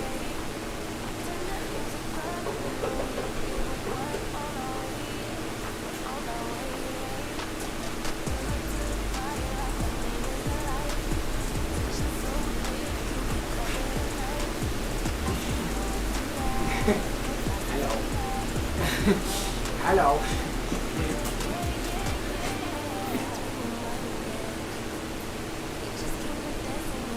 Why is it fusion? That's a fantastic question, Beluga. It's basically because the amount of information out there about traditional Falkland Islands food on the internet is very sparse. In the Falkland Islands, it's more about the ingredients that they start with, and they specialise in fatty white fishes and mutton and lamb and amazing seafood. And then because they are a British colony, they cook a lot of that stuff in a British style fashion. But because of their close proximity to Argentina and Uruguay and all that, they also have some South American, Spanish, Portuguese influences in their dishes. So basically I took Argentinian flavours, I took British flavours, and I took Falkland Island ingredients and brought it all together and basically fusioned it.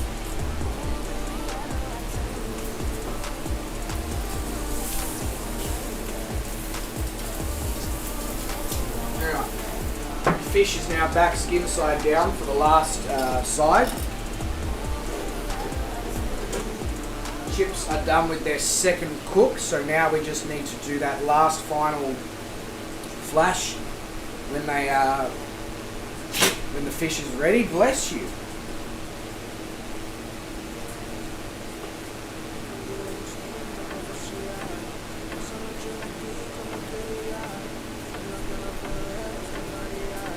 Oh yeah, duck fat is amazing, Sean, and Black Eva will probably know this, but you may not.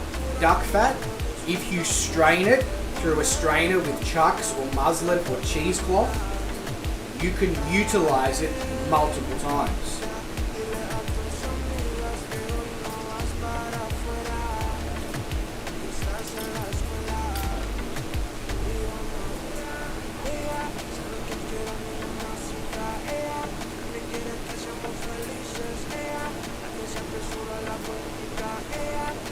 Brett says he's getting hungry again.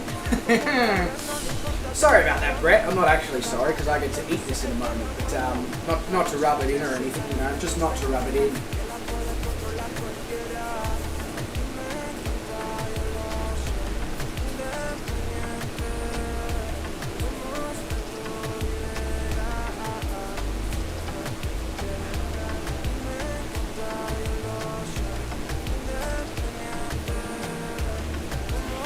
Yeah, me too, David. Love duck fat. Love, love, love. Alright. We have a piece of fish. Oh yeah. Oh yeah, that's going to potentially cause an issue. So, luckily, I thought ahead. I've got a spatula.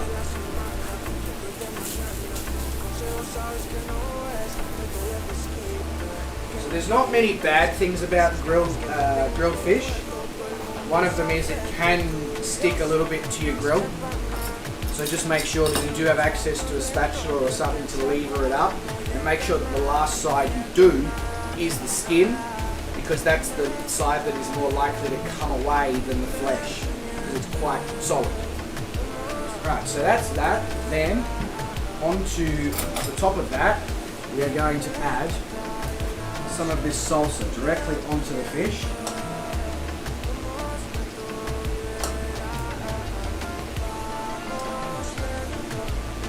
So, and then what I'm going to do is a piece of the fish that I didn't add the salsa to.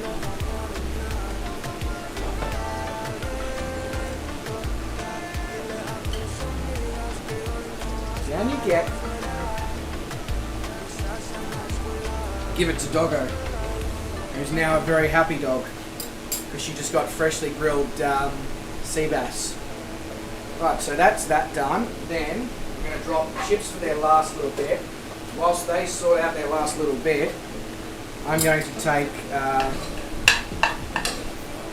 my peas here, and we're going to put that on the plate.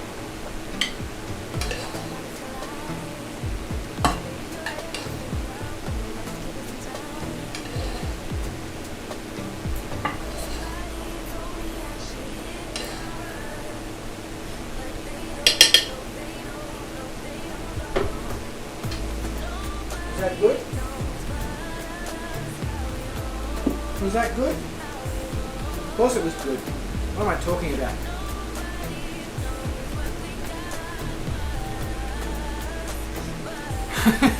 Like Evo, I like to bath in duck fat. I said that out loud, didn't I? Yes, you did.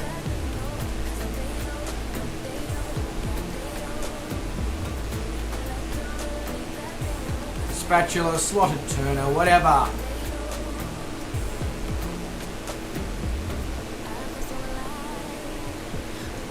Sean, thank you. Your story about the fact that your parents spent a decent amount of time in the Falkland Islands made me go, well, technically, it is a country on its own. Technically, it does have its own cuisine, and that's what sparked my interest in trying to create the Falkland Islands and cooking on the fly #3. I'm hoping, and I haven't done any research on this yet, but I'm hoping that I can make cooking on the fly #4 something about Tierra del Fuego, or the southern part of Argentina and Chile there that's like sort of separate from the rest of the countries, and see if they've got any particular cuisine, because I want to explore dishes and cuisines that maybe people are not, and it's a perfect opportunity, especially with the fact that, you know, I'm no longer going to be working for the next 4 weeks. Perfect opportunity in the next month to have 2, possibly 3 cooking on the flies.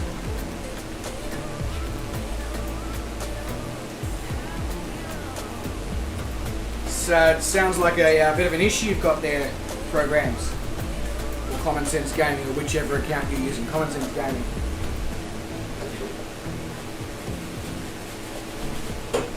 Alright, so beautifully golden brown chips. Now I'm going to give a chip to the dog as well, because otherwise... Down. Good girl. Yeah, okay, you sat, so I'm going to have to give you something now. Because you're being a good girl.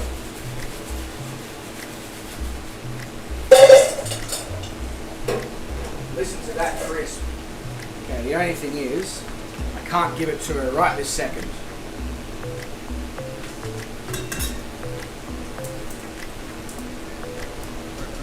Okay, season the chips.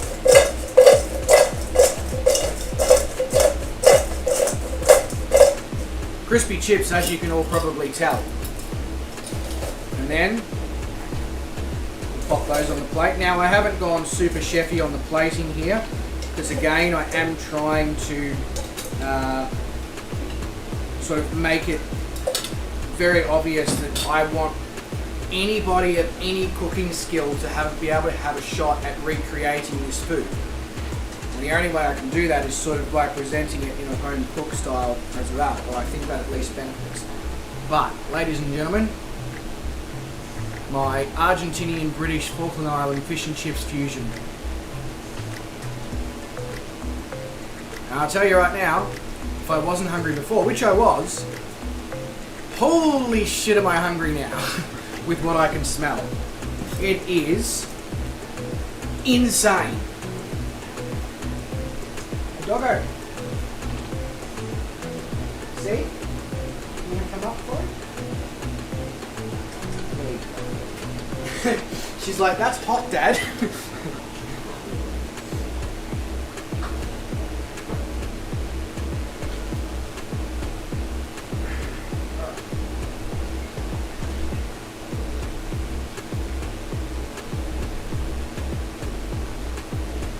Gas off.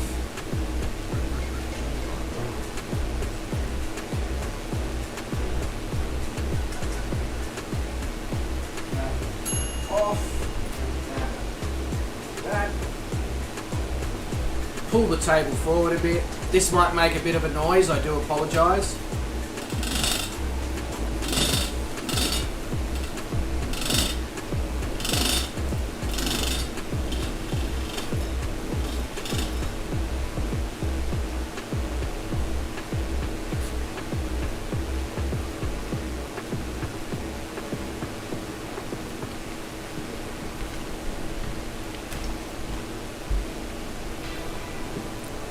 Beluga. You should put a disclaimer in the corner because at some point. I don't think they can beluga. However, not a bad idea. Okay, 2 seconds here, people. I will return to sit down with you.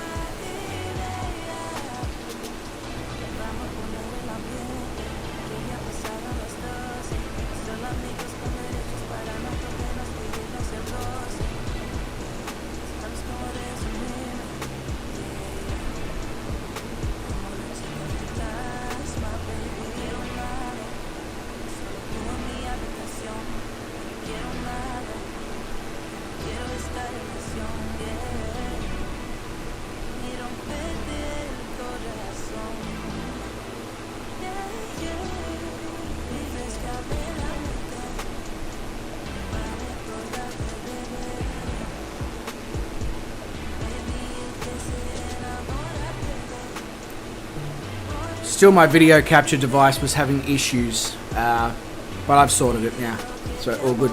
Oh, Blackadder with the donation, mate. Thank you so much. Very, very much appreciated.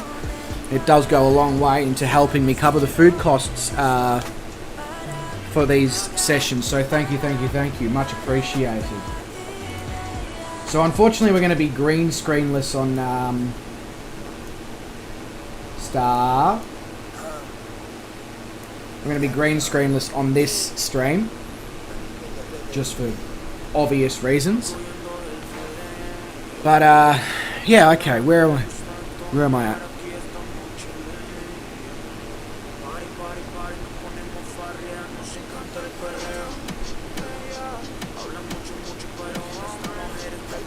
at? No, I don't believe so, Dan. I think you're good.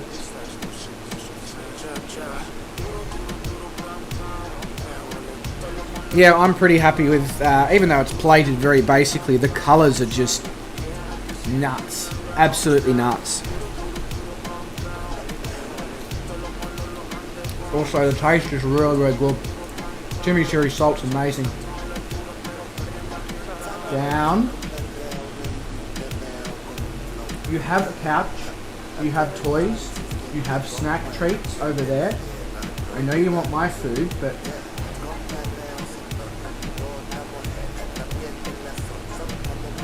Star, down. Damn it. She sat for me. Yep, you can have a closer look, not a problem. There you go. Have a kangaroo meatball. Talk about a spoiled dog. She gets kangaroo meatballs.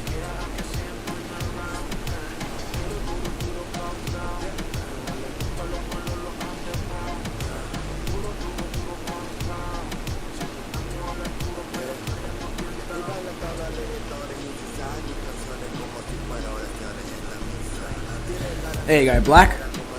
No, chimichurri. As in Argentinian chimichurri spiced seasoning blend, but in a dry version, and then turned into a chip salt. It is so good. Not to try and gloat, but it's delicious.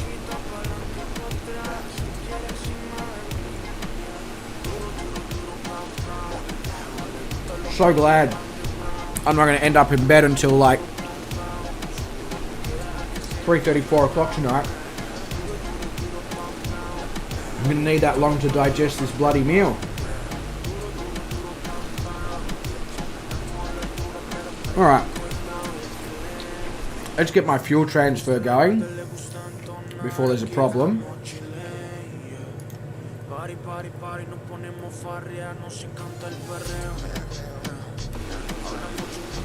So we have a few stops in the Falkland Islands as well if people want to land. I'm just going to go straight to Stanley because I am obviously far behind, because I do like to do these streams at a, you know, nice cruisy rate with the way I fly.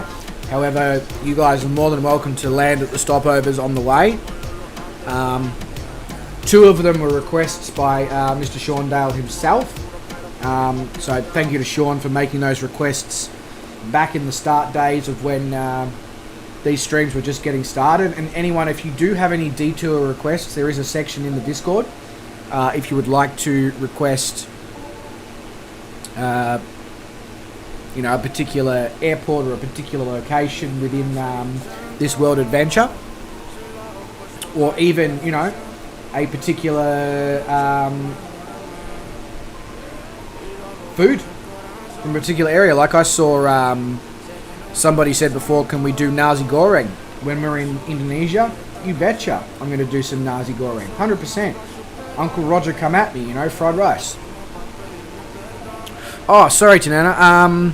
So the dog is a American Staffy cross Jack Russell cross Red Heeler, and she's a girl,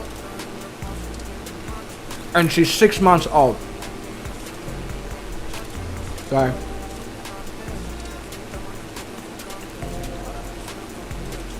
if I give you one more chip, will you leave me alone?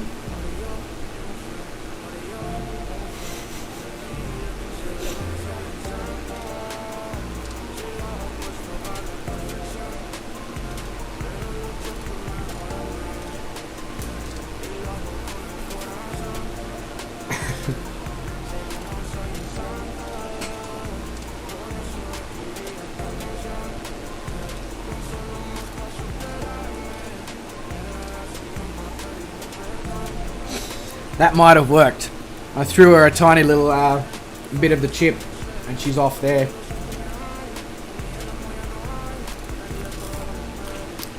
This stream is making you hungry, Gummy? That's the point.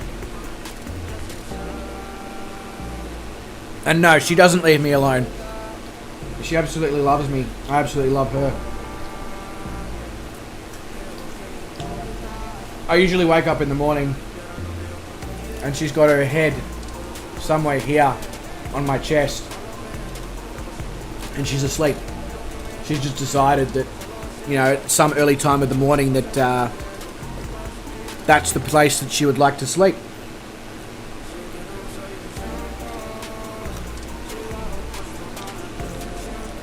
Highly recommend doing chimichurri salt on your chips, even if you're not making fish and chips.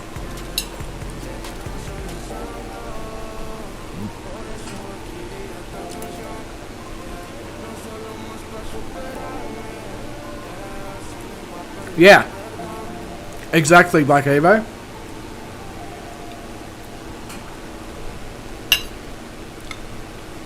She's the size of a big Jack Russell. Massive front paws and massive muscles all up her.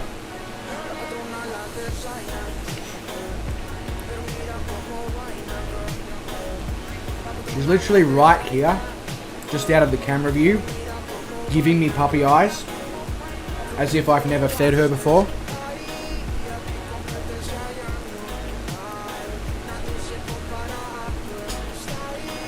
Yeah, I know. Well, actually, to be fair, Bruden, he was already a very successful comedian.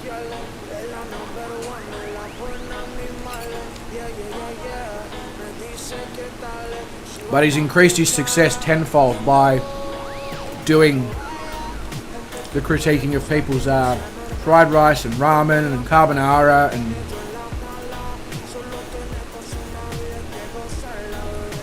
Oh, there's a good idea, Gami.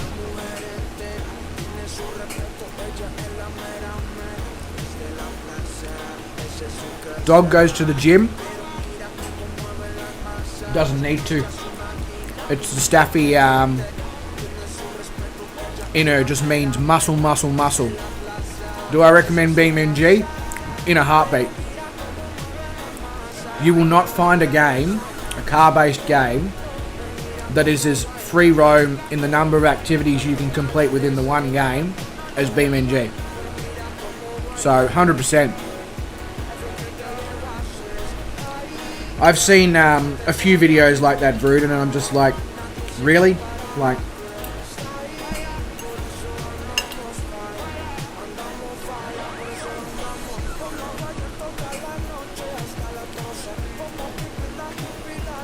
it's not healthy for the dog.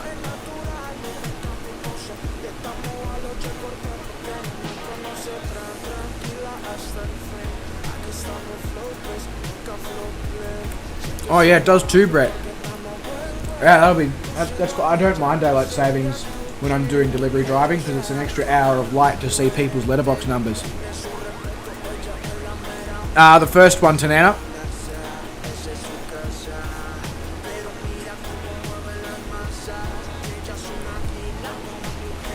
But Brett, mate, you look after yourself, stay safe, stay well. And same to you, David. Catch you later. You look after yourself, bro. Enough. Stop acting as if you've never been fed before.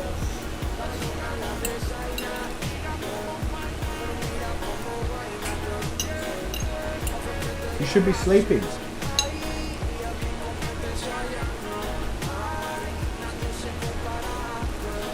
Dave, I hope you get good news and all that. I'll definitely catch you in where's the stream though, mate?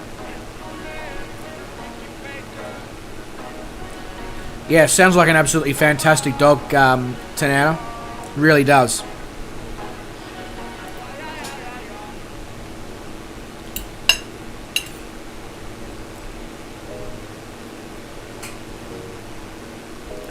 And you know what, Dave? If it does come back positive, you've already had one vaccine, it should be much more milder and able to be dealt with. So don't let it stress you out too much.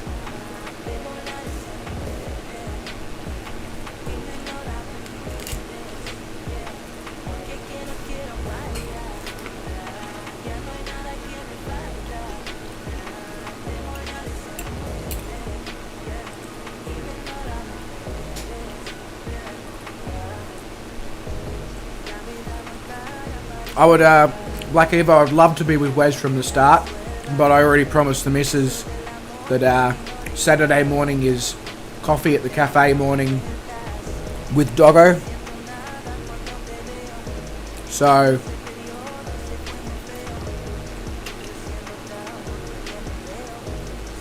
yeah. Bruden says, wait, what is Wes doing tomorrow? So Wes is doing a 16-hour marathon stream to celebrate Mental Health Month.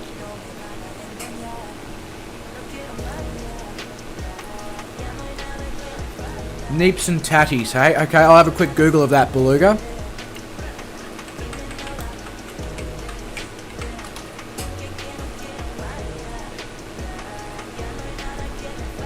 Oh, yum! It's like mashed Swede. Hell yeah, I would 100% cook that as a side dish as part of the main dish. That looks mint.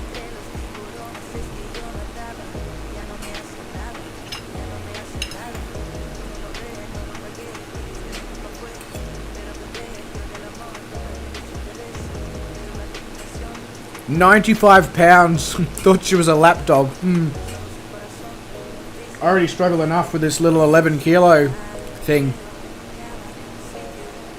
Which 11 kilos is about 20 pounds or so, I believe.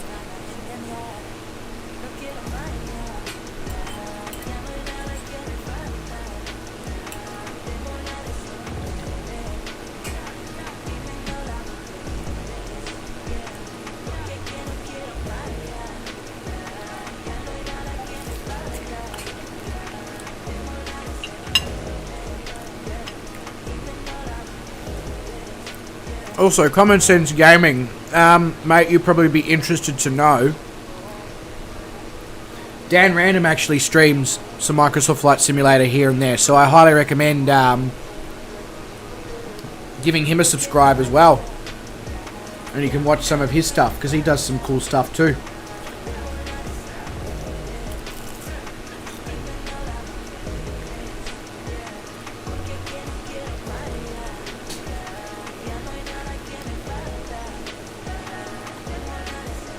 Wait. Doggo. Stop. What's the problem, huh?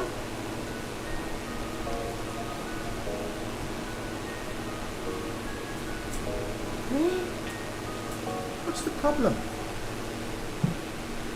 You just want food, don't you? You just want food. You want my food. Not your food, you want my food. Because I'm currently eating.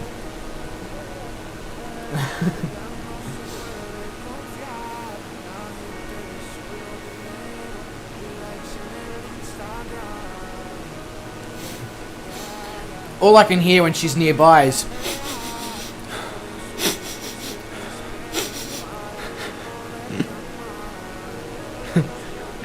She's not starving at all. She gets fed her allocated food every day, plus kangaroo meatball treats, plus some sort of other treat usually. Get down. She ain't a starving dog. She's usually asleep at this time.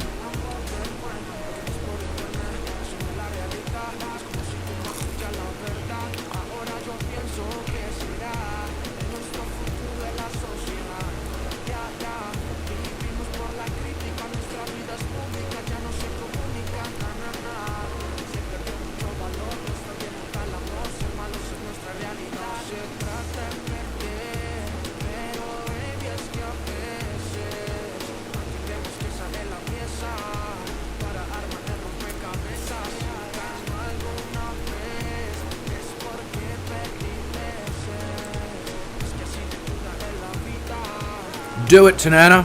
Do it. 100%.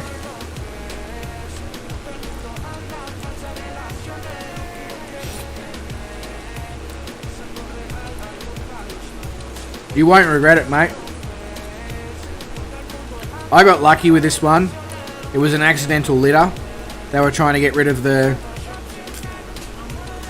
pups.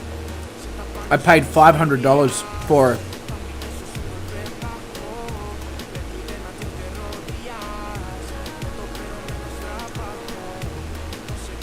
The only downside is she has anxiety and fear aggression. So when she's put in a situation that she's not comfortable, her automatic reaction is to growl and bark, and which is something that we have. That's the only thing we have to train out of her. Everything else, she's amazing. But and that's how she got that little cut on her face, because she, I don't know if people saw in the Discord, but she tried to go someone, and she ran into something whilst she was trying to go them, because they were in her personal space.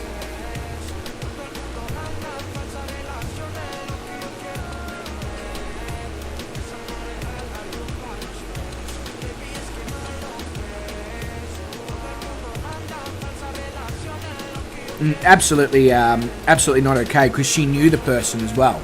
She was friendly with the person. It was just because neither myself nor my other half was there at the time. She decided that nope. So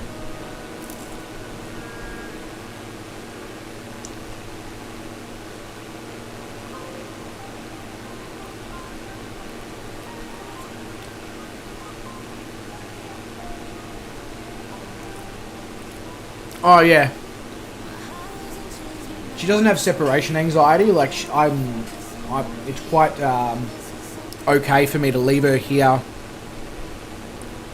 So I usually set her up in the laundry, which the laundry has the back door, which goes to the backyard. So I usually just set up her bed and stuff in the laundry in case it rains or whatever. She can get out of the rain, and then she has access to the backyard.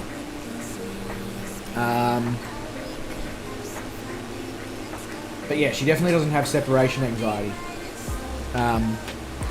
She just has fear-related anxiety, which tells me that she was obviously not treated fantastically by the people who had the accidental litter.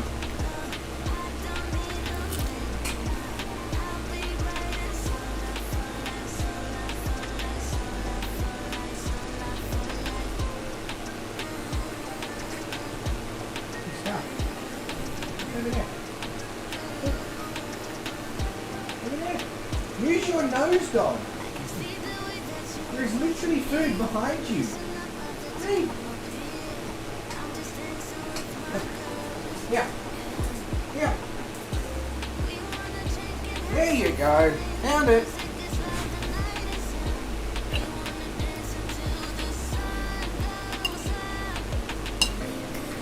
Alright, time for some fish. Maybe a bit of both now. Maybe a bit of both.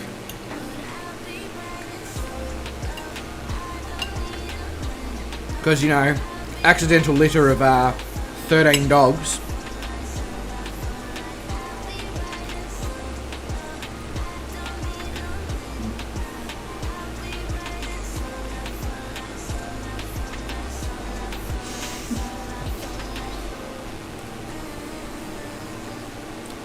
Obviously there's like some salt or something on my pants, because she's licking my pants.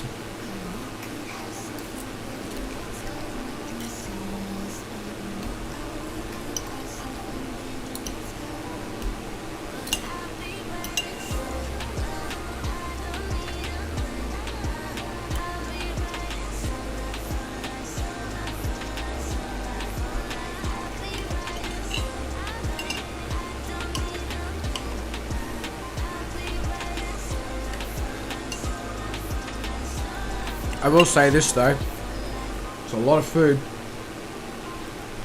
especially for this time of the morning. It's a lot of food.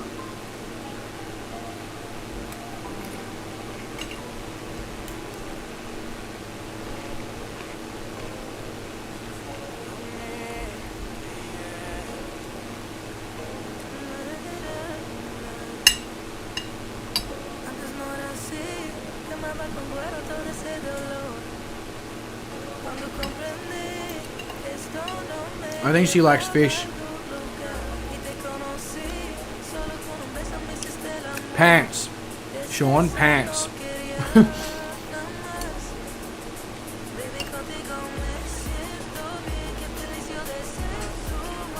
Sorry. Trackies.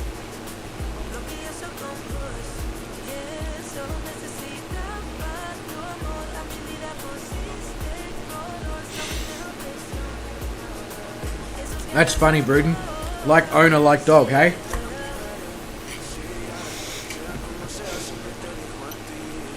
Sorry, it seemed like the perfect dig and you kind of left yourself open on that one, Bruden.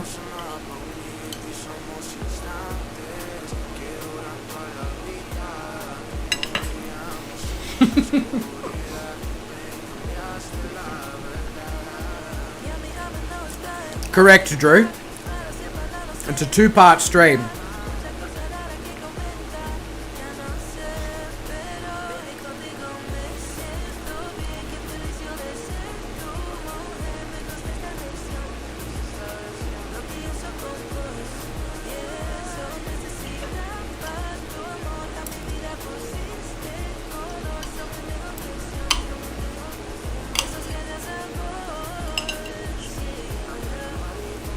Yeah. Which, you know, she basically is. She's this kind, gentle, well-trained soul, but if you step on her in the wrong way, she'll fuck you up. So, yeah, she's very much like myself. Wouldn't hurt a fly unless you really screw me over.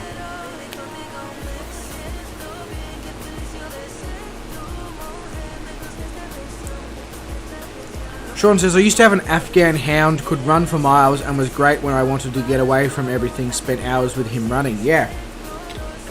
I haven't taught her how to run yet, Sean, because even when we're walking still, she'll just walk straight across in front of me whilst we're walking along, and I almost go face first over her. So we'll have to introduce that at a later point.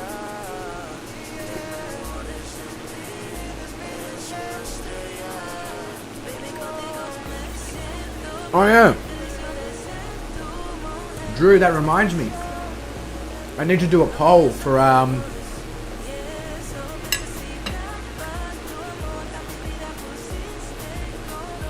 the name of the currency.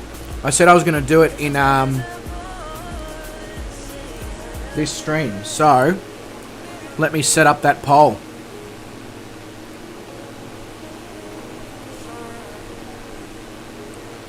Un momento.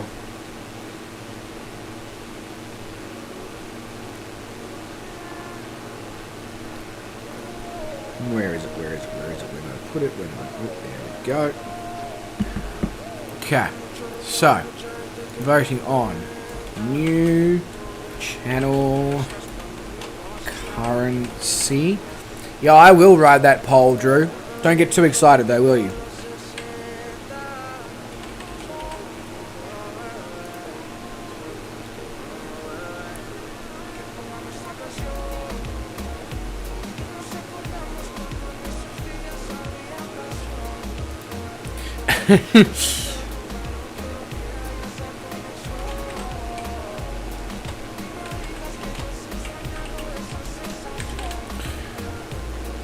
Ads. Star. I can see what you're doing.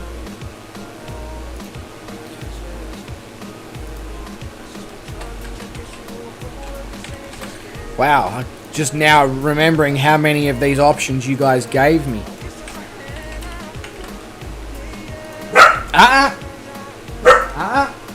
No need.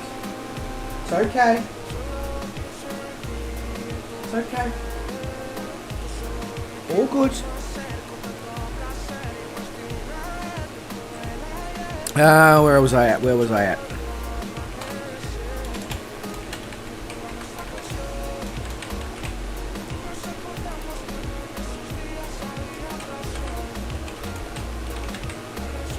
Really? Add this one. Add.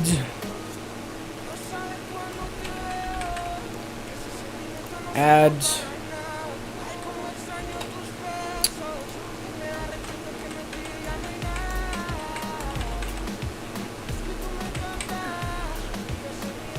Add. Oh, wow.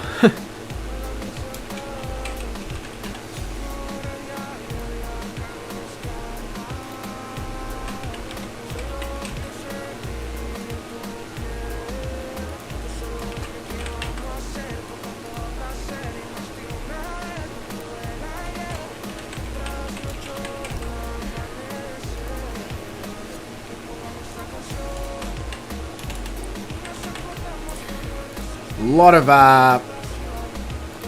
options in this poll.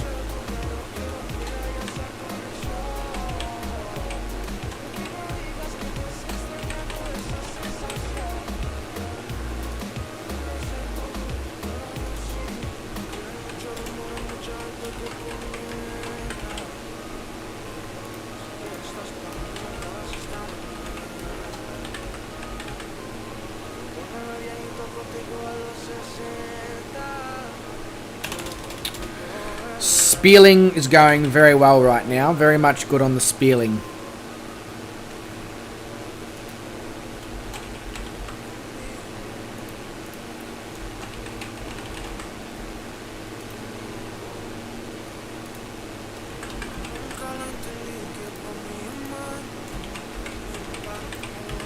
Oh, wow, okay. So there is 22 different poll options.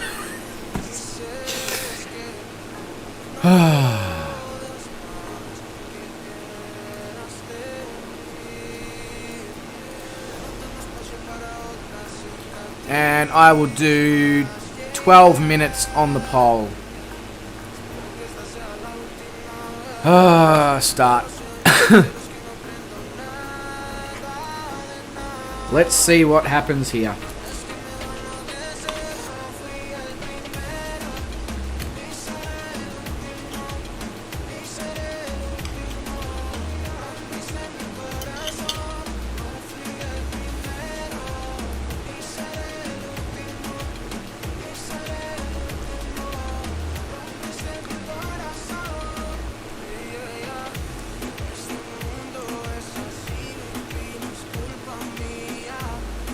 Okay, is it going to tell us what's in the poll?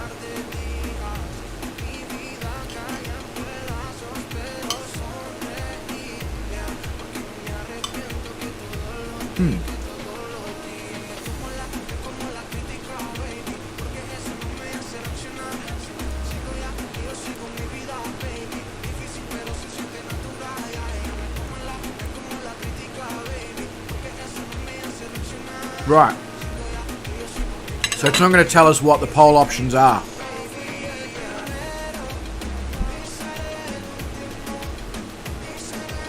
Interesting.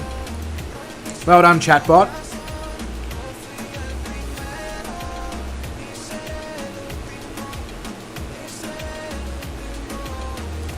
Right, I'm going to stop that for a sec because clearly something's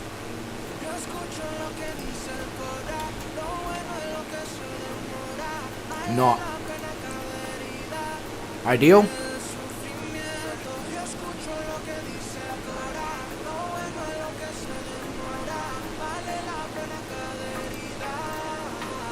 Alright, what if I do that? Let's see.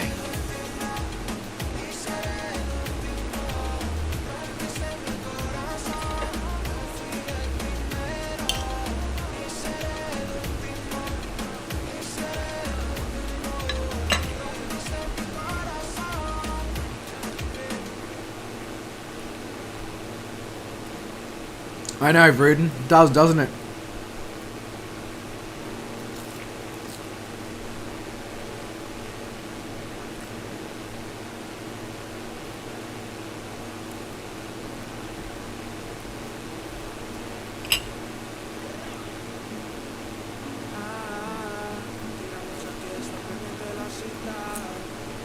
Check general chat. No worries, Beluga.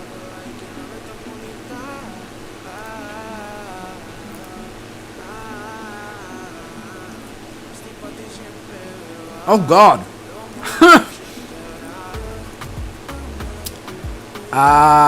Yeah. No, that's not good. Definitely not.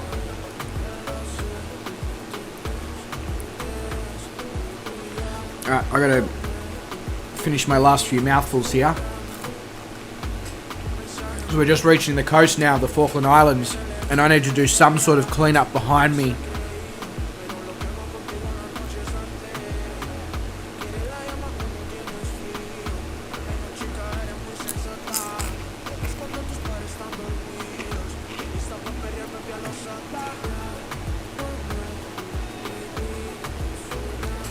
You know what? I'm just going to put this poll in the Discord, because clearly chatbot's having an issue with all the options. So I'll just do that.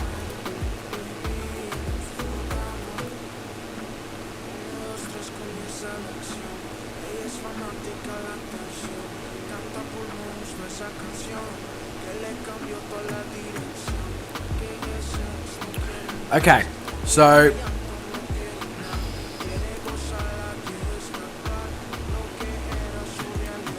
according to chatbot, my bot is not a moderator on my channel, and yet it is, because, so, yeah. I just, obviously the poll option is too big or something.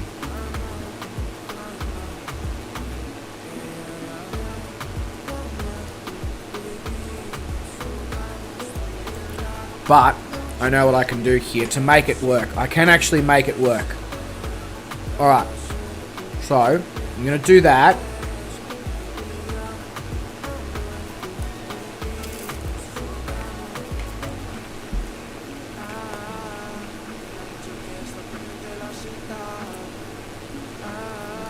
And then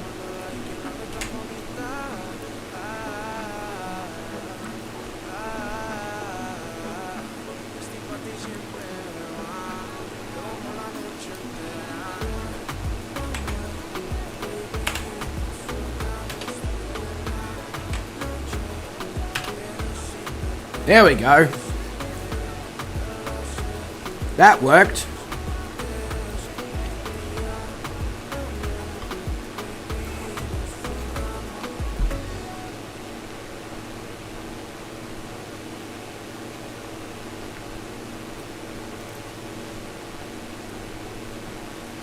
So, ladies and gentlemen, vote away.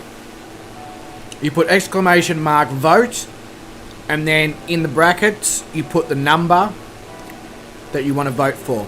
The number for the currency you're voting for is the one that's at the start before the name. And the poll is for an unlimited amount of time, so... And whilst you guys do that, I will do a very quick... Make sure things that go in the fridge need to go in the fridge. Put things in the dishwasher, basically get it to a point where tomorrow I can finish cleaning. So I will return soon. I will leave my flight up. I will just remove my webcam.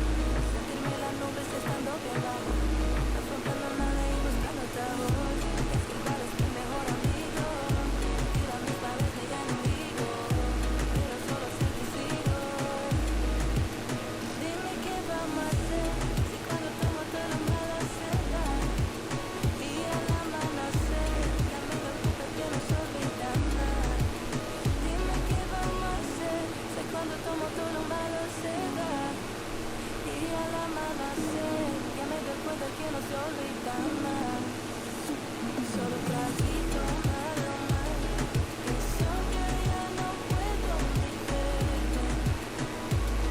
verte, ya, para no acordarme de nada, pero después regresa más fuerte a verte.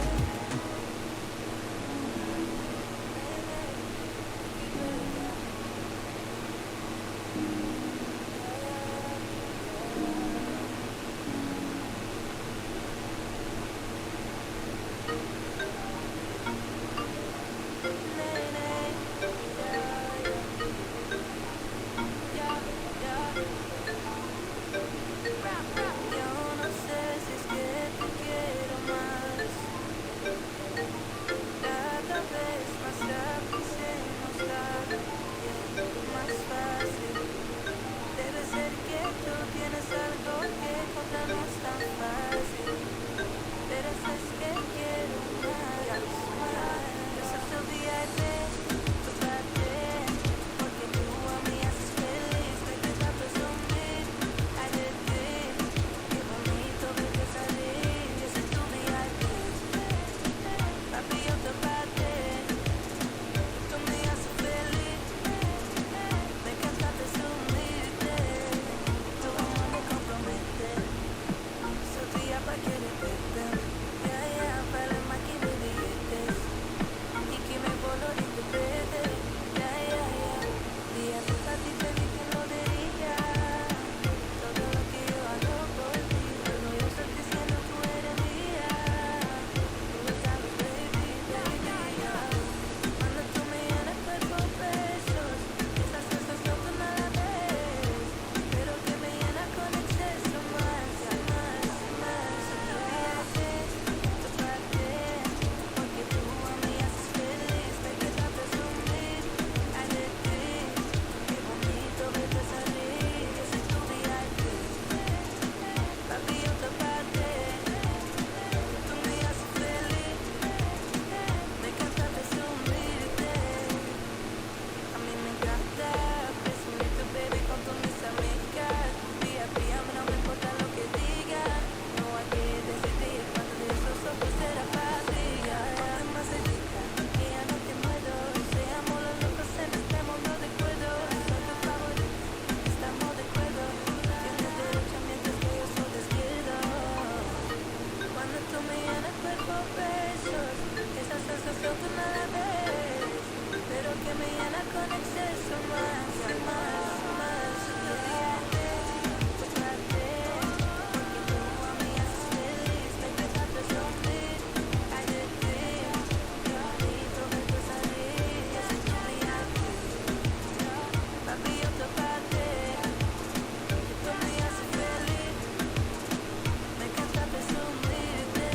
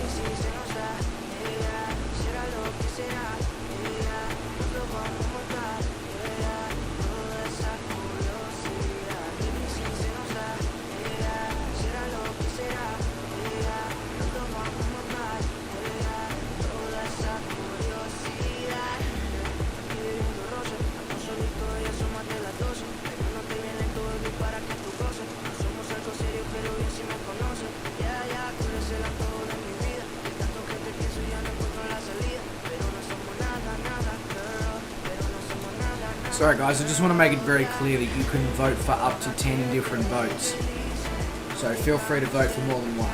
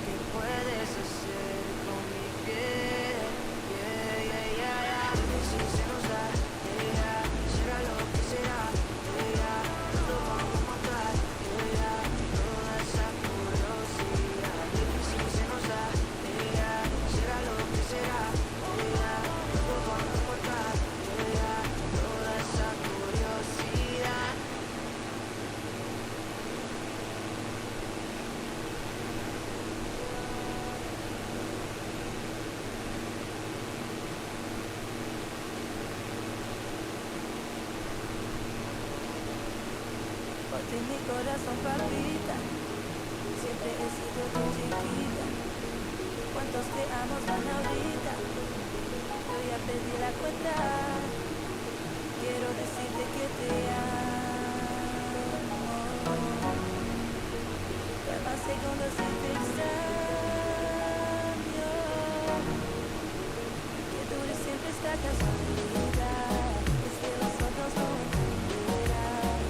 Se siente ser amigos, que tan buen amantes, baby, un poquito más. Que dure siempre esta casualidad. Es que los otros no entenderán. Se siente ser amigos, que tan buen amantes, baby, un poquito más. Entre las bromas hay, yo lo sé, que te enamoraste y yo, bebé. Te amo, son perfecta, amo que me inyectas, no me dejas quieta. Soy tu bebecita, te espero yo en mis páginas donde nos conectas. Pero no confíes, podamos pintarlo. Amo estar aquí, nos va a encantar. Que dure siempre esta casualidad. Es que los otros no entenderán. Porque se siente ser amigos, ser tan buen amantes, baby, un poquito más. Que dure siempre esta casualidad. Es que los otros no entenderán. Porque se siente ser amigos, ser tan buen amantes, baby, un poquito más. Eres mis ganas de no estar con nadie más. Te pongo rojas, son mis cosas, ¿cómo estás? Es que tus besos me saben a México, que tú que también. Al corazón directo llegarás. Te quiero más, que lo que quiero. Aquí no tengo caballero. En mi vida no había sido tan sincero. Eres mi candolero, en mi corazón palpita. Siempre he sido tu chiquita. ¿Cuántos te amos van ahorita? Voy a pedir la cuenta. Quiero decirte que te amo. Cada segundo si te extraño. Que dure siempre esta casualidad. Es que los otros no entenderán. Porque se siente ser amigos, ser tan buen amantes, baby, un poquito más. Que dure siempre esta Alright, we are back. And as you can see behind me, the only thing that's really left is the appliances. I've made sure everything else is put away. That's all I really aim to do at the end of these cooking on the flies, is just make sure that no food is left out, no food is wasted, and that anything that needs cleaning is loaded into the dishwasher, and then I'll just carry around tomorrow and divide any leftovers up into containers and make sure that everything else is washed and all the things that you have to do in the kitchen as an adult, which is sucks, but it is what it is. Alright, so the fuel transfer doesn't need to occur anymore. We are well, it's saying we're about 12 minutes ETE from Stanley, I think. Which, if we are, we must have had a tailwind on the way over, because I must say though, the Falkland, like, I've had a bit of a peer at the Falkland Islands every time I walk past the screen, and it really is a beautiful place. Hey, that's not a bad one, Beluga. It didn't get suggested, but it's not a bad one.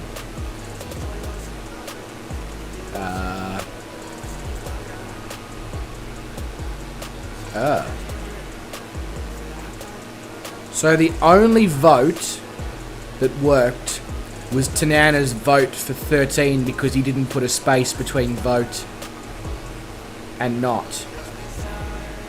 So I probably should have mentioned that by the way, your vote has to, and it can't be for the same, you can't put 10 votes for the same. You can choose up to 10 different. So I probably should have explained this to you. I do apologise. No space between exclamation mark, vote, and no space between vote and the number you're voting for. And then you can vote for 10 different items.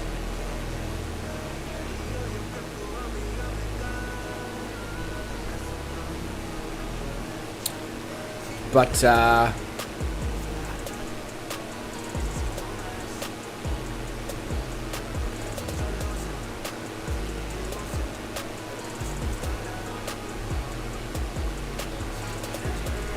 you know what? None of those votes are working. Just that one that Tanana made worked. So I don't know what the hell is going on with the bloody chatbot. No, I do not want to notify the chat of the winning option. There is no winning option. As I said, I will put it in the bloody Discord. Anyone who doesn't have access to the Discord because of potential issues, I will take your votes from in this chat that you've just popped in, and I will add it, because this chatbot's having a fucking meltdown.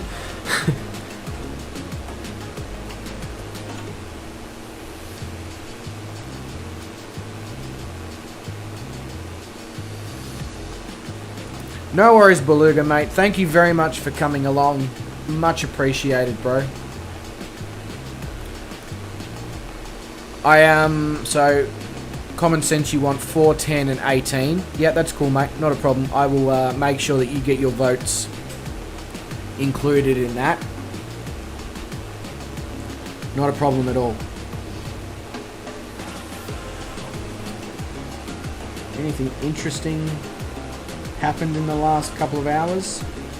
Shane's posted a sim update video. Sweet. I know what to watch after this is all sorted. And then, ooh, Jimmy Reese has posted a meanwhile in Australia. Hell yeah. I live for those videos.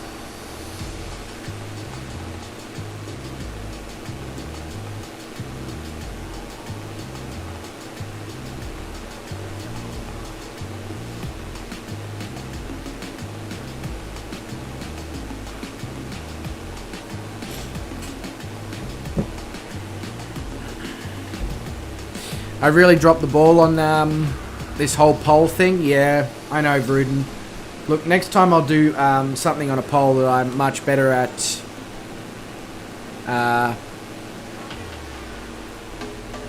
Yeah, I'm not going to go any further with.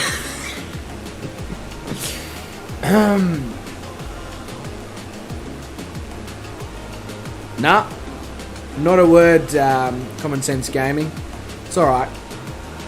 If worst comes to worst, in another couple of days I don't hear anything, I'll just sort it out myself. 10 votes for Buttcoin. No worries, Vruden. I always knew you were a bit of an asshole.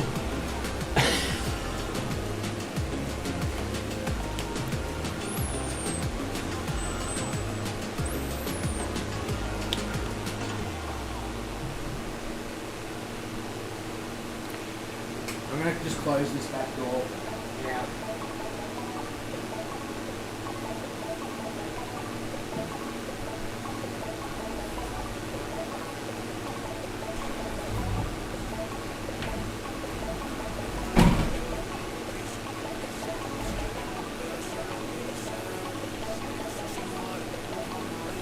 So broken. The concrete under the door shifted when we had the earthquake, and now the door requires a bloody winch to close it, basically.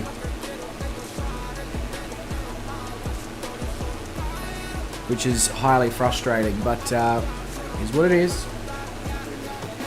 The real estate has been notified, and as I sort of said to them, the door still works. It's just, yeah.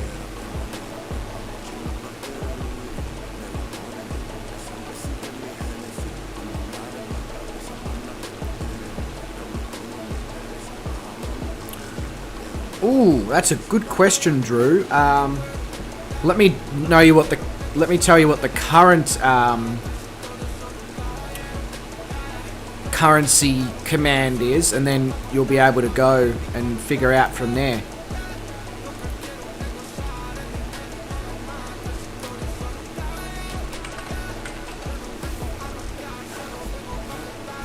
There you go, Drew. If you put exclamation make in the chat, exclamation mark paper in the chat. Yeah, about week and a half ago, Tanana, Melbourne, Victoria, Australia, had a earthquake that was 6.0 magnitude, and just caused a few things to sort of move around a little bit.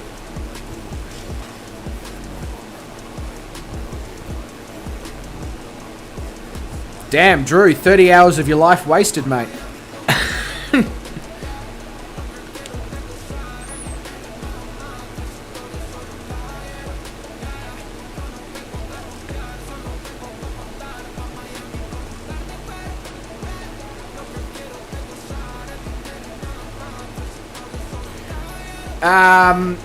Drew, so you're right. Sorry, not Drew. Tanana, you're right. Australia is pretty stable. Usually earthquakes that happen here are, as you said, from mining. So that's usually on the western side of Australia. If they have an earthquake over there, it's usually related to mining or fracking or stuff like that. However, on this side of Australia, what we have that goes sort of from not far from where I live all the way up into Queensland is the Great Dividing Range, and it is literally a mountain range that goes, it's joined the whole way. And that is what causes the earthquakes here, is that mountain range.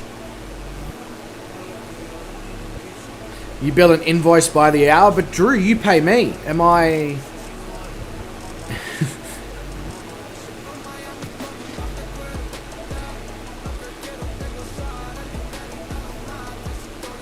Yeah, 5.9 magnitude, Sean. Certainly an interesting way to wake up, that's for sure.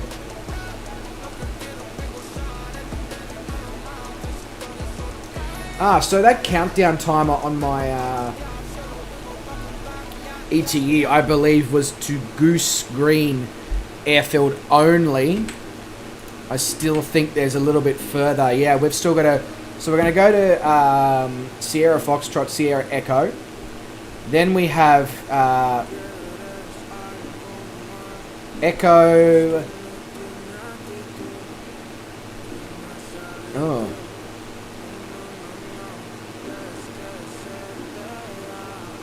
I can't remember what G is. But we have Echo, G, Yankee Papa. And then the final destination is Sierra Foxtrot Alpha Lima.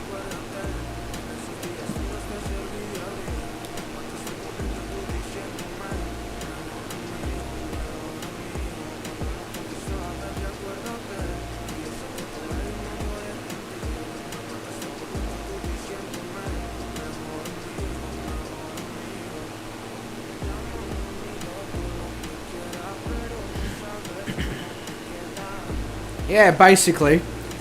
It's interesting to Nana because it reminded me exactly of the earthquake that we had about 10 years ago, which was about a 5.7, and you can hear it coming.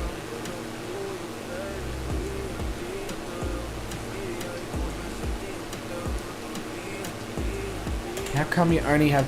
Calling Pigeon, that is a fantastic question. The only question I have, though, is... Have all 29 streams been Flight Simulator? Because I usually tend to forget to start the chatbot for Truck Sim and BeamNG and all those.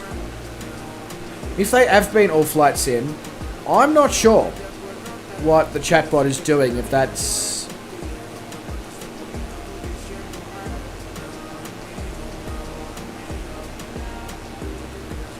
Yeah, that's a weird one. Very weird one. Yeah.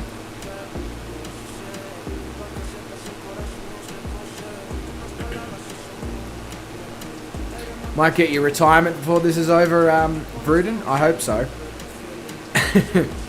Means more time for you to fly along. All flights... Oh, I am really confused by that then, Calling Pigeon. I am not sure.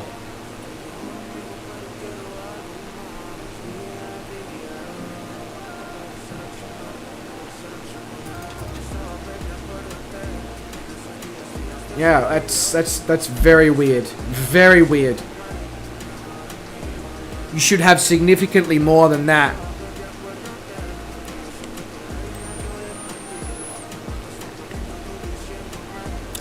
Let me check it out. So, Calling Pigeon, let me check it against the actual Streamlabs website, because obviously Streamlabs itself also keeps a tally of that on its website.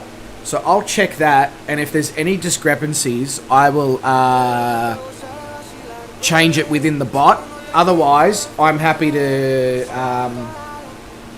just basically do 29 streams by 3 hours. And I'll change your hours to suit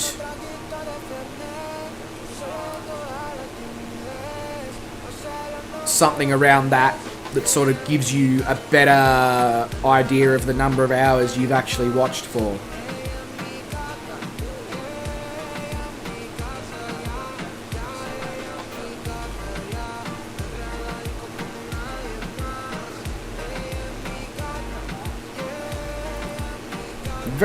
It's a very pretty part of the world, this is. Very, very pretty part of the world.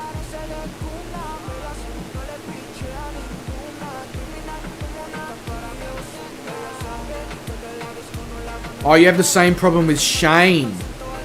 Interesting. Yeah, do you have a dynamic IP, Calling Pigeon? Like, I'm assuming you know what that means. I was about to explain it, but I'm like, no, I'm pretty sure he knows what that means. Because that might screw with the bot in the fact that every time you turn up here, you have a different IP address or something. I don't know. Or if you use a VPN, that might also do something. Yeah, Drew, I promise you, I'm going to get better at having the chatbot open during all streams, and I'm going to have the chatbot have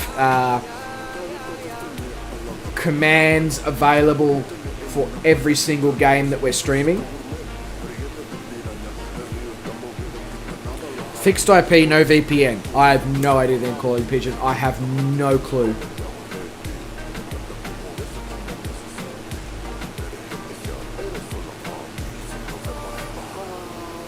Yeah, it's number of viewed hours, Sean, including outside of streams. So, yeah, my chatbotty thing, Streamlabs account, whatever it is that's connected to my Just Some Aussie bot and Just Some Aussie Gamer,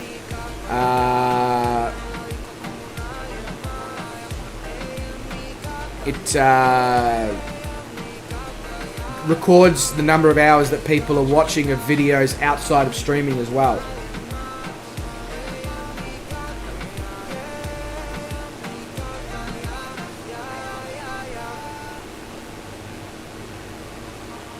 Wow, 2 mops is absolutely flying along. But Sean, what a place this is. What a place.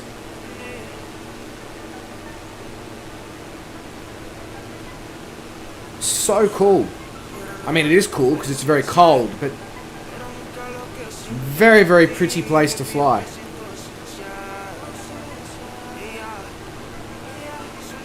Yeah, it does. It does, Drew. It was just simply because I have a different scene set up for cooking on the fly where my webcam is a lot larger. That's all. So usually right now I would be a green screen, but because I did cooking tonight, I removed the green screen, the virtual green screen.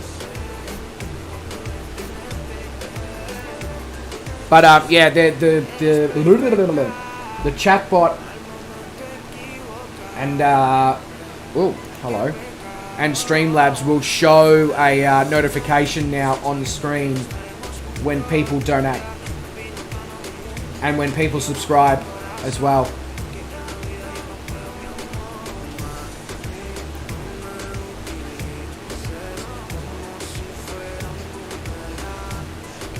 Yeah, daylight savings about to start soon here, Tanana. I can't wait. Evenings just sitting out the back watching the sun go down, beer in hand, you know, just at that back door in the camp chair. I usually have some tunes on the speaker system from this PC. Sometimes I'll have the smoker over in the corner smoking some ribs or something. Drew, you can do whatever you want, but please remember there is no obligation to donate.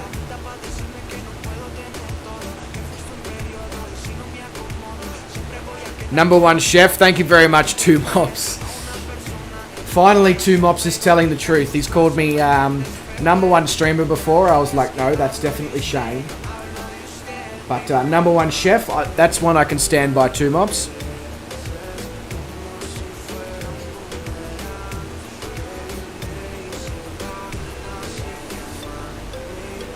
Sean, reminds me a lot of where I live. It's a community. People look out for each other. They care about each other. They speak to each other. Gummy Wombat says, I'm off everyone. Thanks, Bryce. Great stream like always. Super fun to watch. Night all. And yes, number one chef. Gummy Wombat, thank you very much for the support. When somebody like yourself who produces the caliber of videos that you do on your channel, you know, gives me phenomenal feedback for my videos and for my streams, it means so much, you know, because I know what sort of quality you expect. So yeah, thank you, and enjoy the rest of your evening, sir. Bit of a late one, I know. Number one photography, you have to, yeah, you do. However, Tanana, I don't know if you're in Discord yet. I know you said a while back you were sort of trying to figure out the ropes when it came to Discord. But there is a photography photography section in the Discord, and I would love to see some photos in there if you do get the opportunity to get in there, mate. Very much so.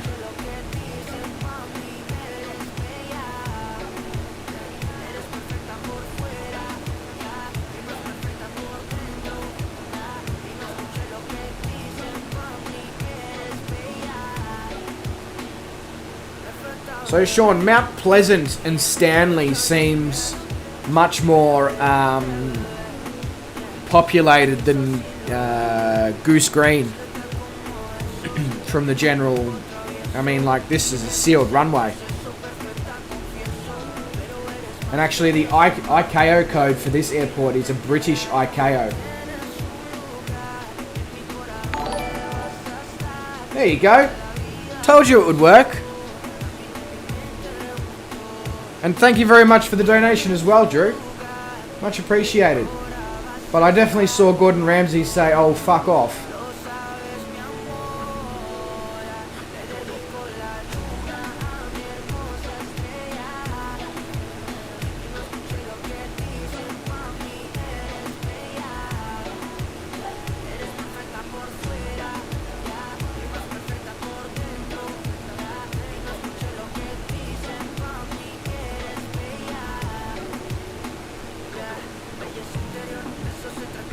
But yeah, Drew, you're an absolute legend. Cheers for that.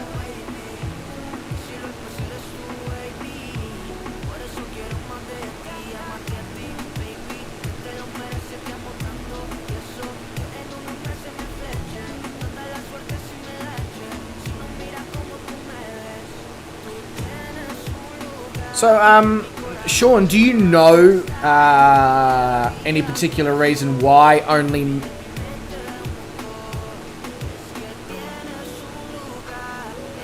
Right, okay, that makes sense. So, obviously because the Brits built Mount Pleasant recently, they obviously decided to have a British ICAO code.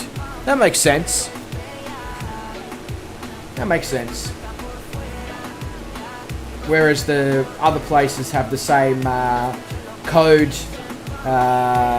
disambiguation or whatever it is, as South America, which makes sense.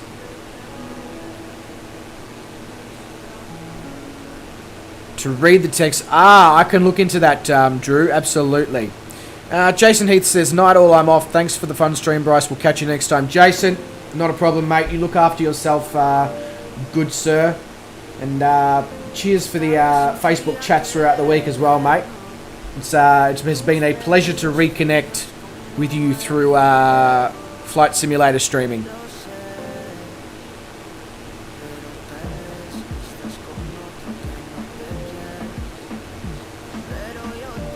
Yeah, I can, as I said, Drew, I can certainly look into doing that. It's probably just a setting within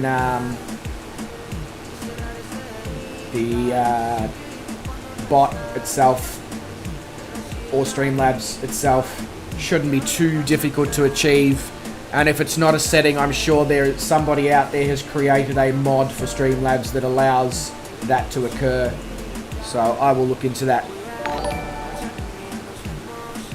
Hey, Gammy Wombat with the donation, mate. Thank you so much for the support. Absolute legend. Thank you, thank you, thank you. Enjoy the rest of your evening, Gami. I know you're going to be sleeping, but it'll still be an enjoyable time, I'm sure.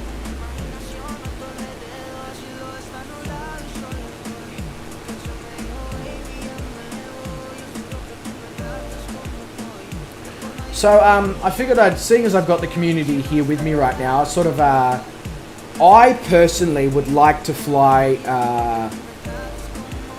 down and see South Georgia and the Sandwich Islands, which is further south again here from the Falkland Islands. However, I'm not sure I want to do it in a stream because the flight is 8 and a bit hours in a DA40. So, would people be interested in doing like the detour, and we can sort of take some watercraft and helicopters down to South Georgia and the Sandwich Islands, and just look at the scenery and just sort of, oh, we took a boat to get there, you know, like, or, you know, like, because there is no airport on South Georgia and the Sandwich Islands, so we have to use helicopters and GA aircraft, and I don't want to fly that distance in helicopters and GA aircraft. So I was more thinking of, I'll do a flight plan that takes us over and around the South Georgia and Sandwich Islands, and then we will load up in helicopters and float planes and fly around, and then we'll come back and continue the round the world journey in the DA40 from the Falkland Islands. Almost as if we you know, made a detour, had a holiday from the Falkland Islands, and we, you know. Yes, yes, yes. Okay, cool. Now, we'll have to do this a few more times as well throughout this world trip, because there's a couple of places in the world that do not actually have airports.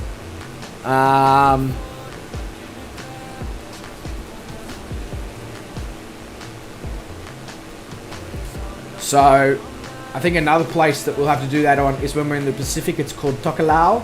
It's a small island part of New Zealand. It does not have an airport. So we'll have to do a similar thing there. However, we can actually fly to that one because it's a very short distance from the Cook Islands. No, you didn't try post a link to now. It's because you put s.georgia. It sees the dot and it's like, oh my god, he's posting a link. No, it's fine. Don't worry.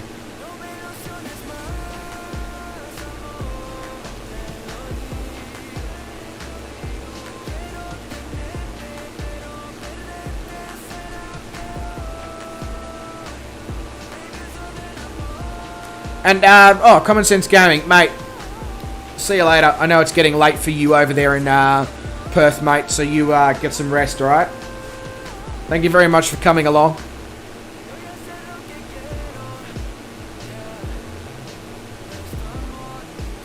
I don't know, Common Sense Gaming. Maybe my chatbot's racist against Alaskans.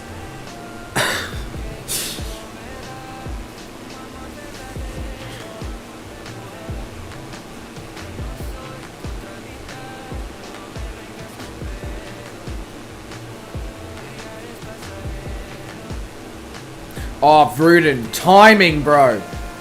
Perfect timing, mate. There's a thumbnail.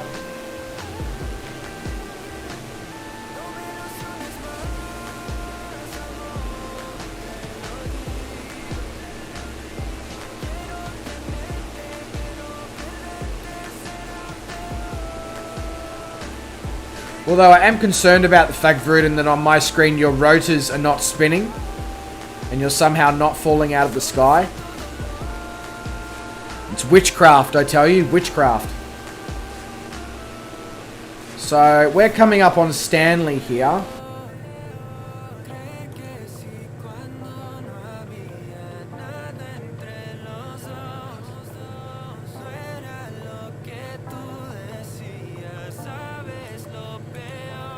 Let's make sure we at least have the track IR running for the landing here.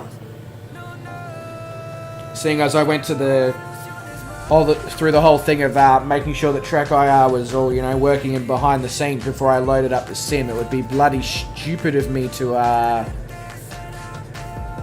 not then utilize it, wouldn't it?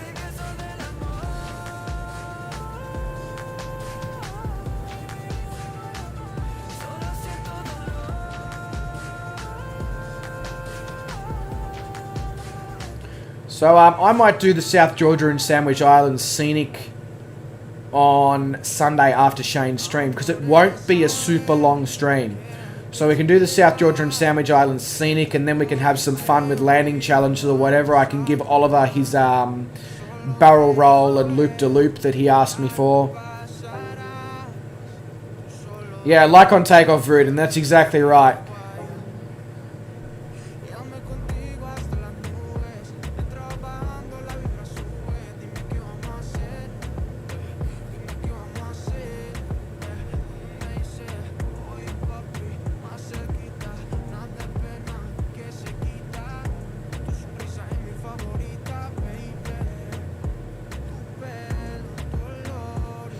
Alright, let's quickly bring up little nav map so I can see.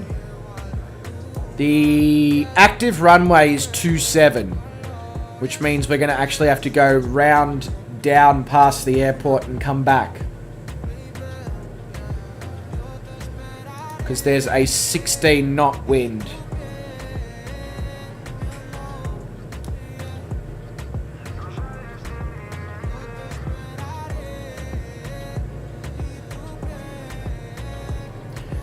Hey Tanana, I heard there was this really good fish and chips dish that you can cook. I know you said you don't, you can't eat fish because you're allergic, but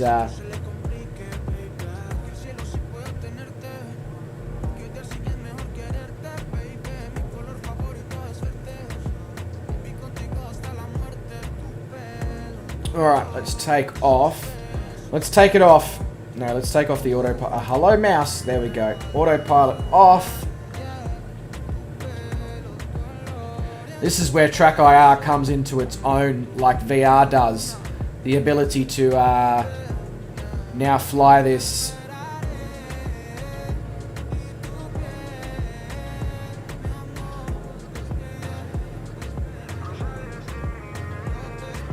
Yeah, that's crazy, Sean. I'm not quite that insane. I'm insane, but I'm not quite that insane. But yeah, this is where track IR and VR comes into its own in the fact that I can now fly a downwind approach to Stanley here with no, like, guessing where the runway might be.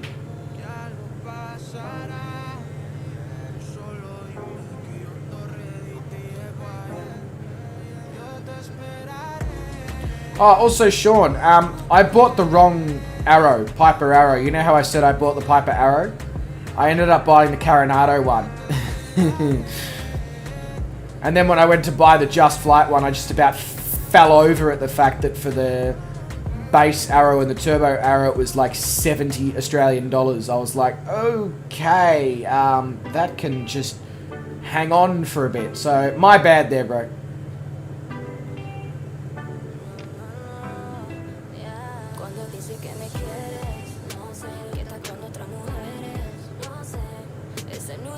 As they say in Italia, Sean, "Pafancule idiota," you know? Like, yeah.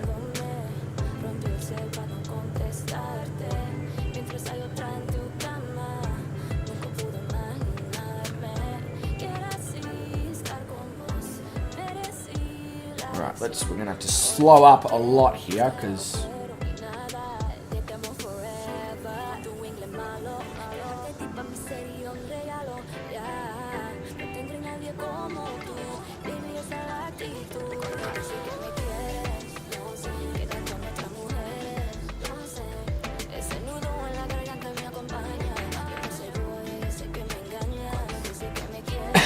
Yeah, not you, Sean, me. Me.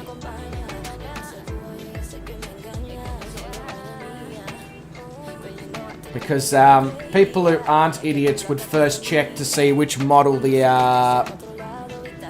person had. But no, I just went, oh, Piper Arrow, that's what I need to buy. And yeah.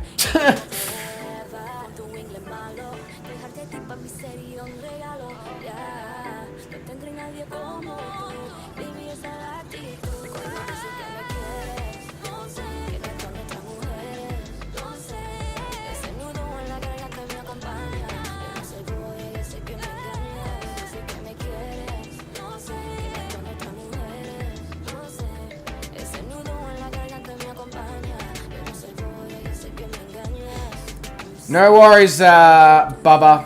Thank you very much for your continued support of the channel there, mate. Very much appreciated, and I'm sure I will probably run across you tomorrow in Wes's stream at some point. But you look after yourself, Bubba.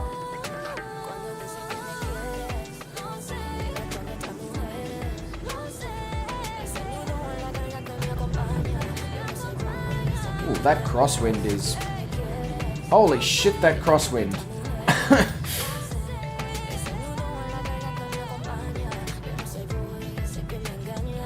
Yeah, that's the... See, that bundle, I just didn't quite expect it to be that expensive, I guess, Sean. But, like, I'm not... I understand why it's that expensive. I think it was just the shock of, oh, fuck's sake, I just spent $30 on the Coronado one, and now I have to spend another $70 on the... Because I'm an idiot.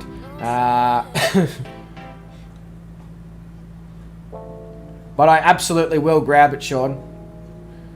Just got to give me a couple more days now to get the finances back together. Wait for PayPal to finish transferring some money to the account, etc., and then I'll grab it. Absolutely. This is a cool airport.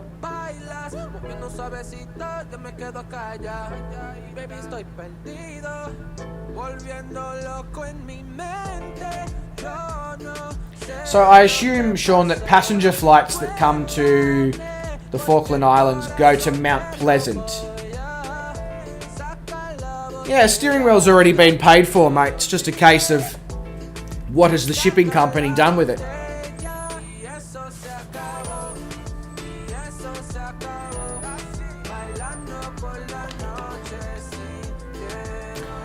But all good, Sean, all good.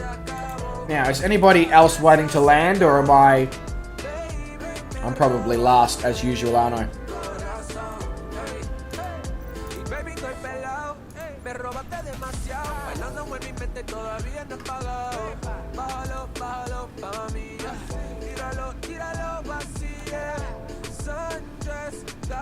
Shipping company, Star Trek, which is Australia Post, Drew.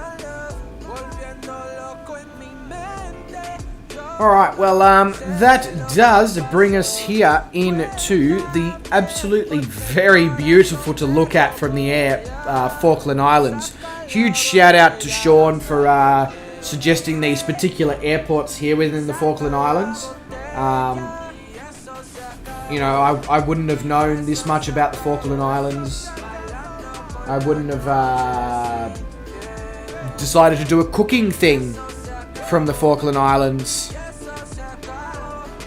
had I have not received the information I did from Sean about this particular location. So shout out to Mr. Sean Dale for that. But that does bring us to the end here of leg 65. So leg 66 will be sometime next week. The next stream will be our South Georgia and Sandwich Islands scenic helicopter and water aircraft tour. And that will follow Shane's stream on Sunday. And then we will follow that up with some sort of landing challenge session as well. So that'll be about, I would say, 90 minutes or so of scenery and general landing challenge messing around. But speaking of which, Oliver, Sunday you wanted... so you were wanting me to do like barrel rolls and flips and all that. Sunday's stream will be the one for you to go with.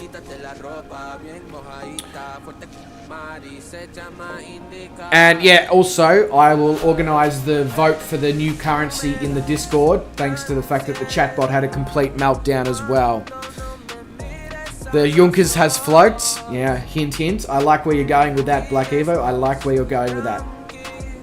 But ladies and gentlemen, that does bring us to the end of leg 65 and cooking on the fly number 3. I must say it was an absolute pleasure to be able to cook for you, alongside you, with you, whatever it was this evening. I really enjoyed doing these streams with you guys, and as I said, this coming month I will make an effort to make sure that we get as many as I possibly can done, without obviously overdoing it either, you know. Looking for maybe 2 or 3 in October should be achievable. But to all of you legends, thank you so much for coming along. As I've said before, very much appreciated. I certainly don't take it for granted. To those of you who left donations, legendary. I cannot thank you enough. You are the reason that these cooking on the fly things happen. You are the reason that I am able to purchase these aircrafts that are payware and all that allow others to be seen. You are the reason that I own so many DLCs for the truck sims and stuff like that. You know, you are the power behind this channel, and I really can't thank you enough for that. But wherever you are in the world, I wish you a good morning, a good afternoon, a good evening. You make sure you look after yourselves, that you stay safe, you stay well, you don't do anyone I wouldn't do, and I will catch you guys on Sunday in Shane's stream, or after Shane's stream in mine. Cheers and adios.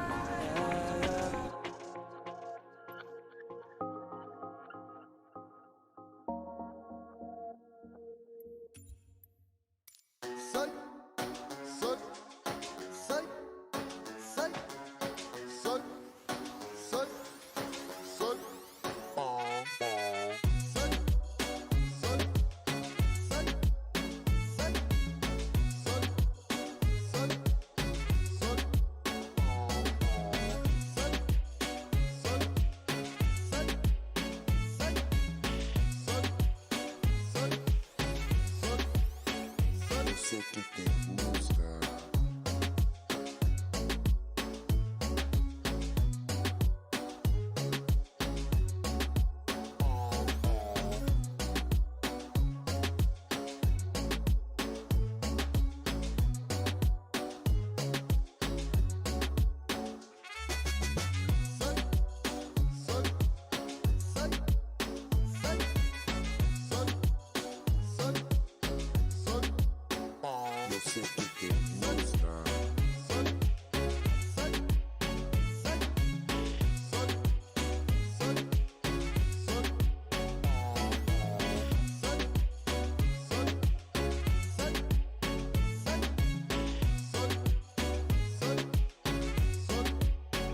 Yo sé que te gusta.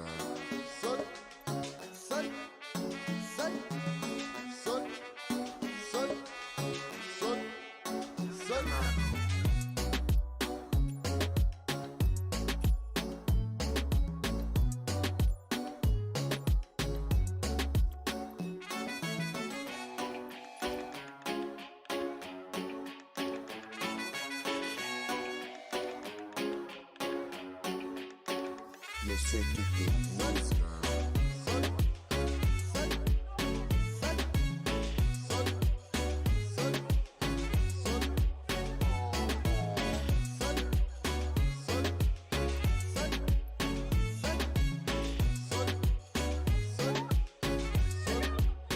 Yo sé que te gusta.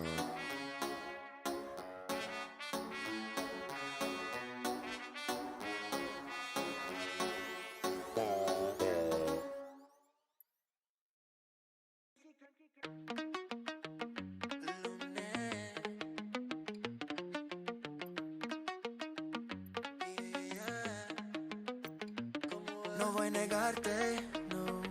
La primera vez que tú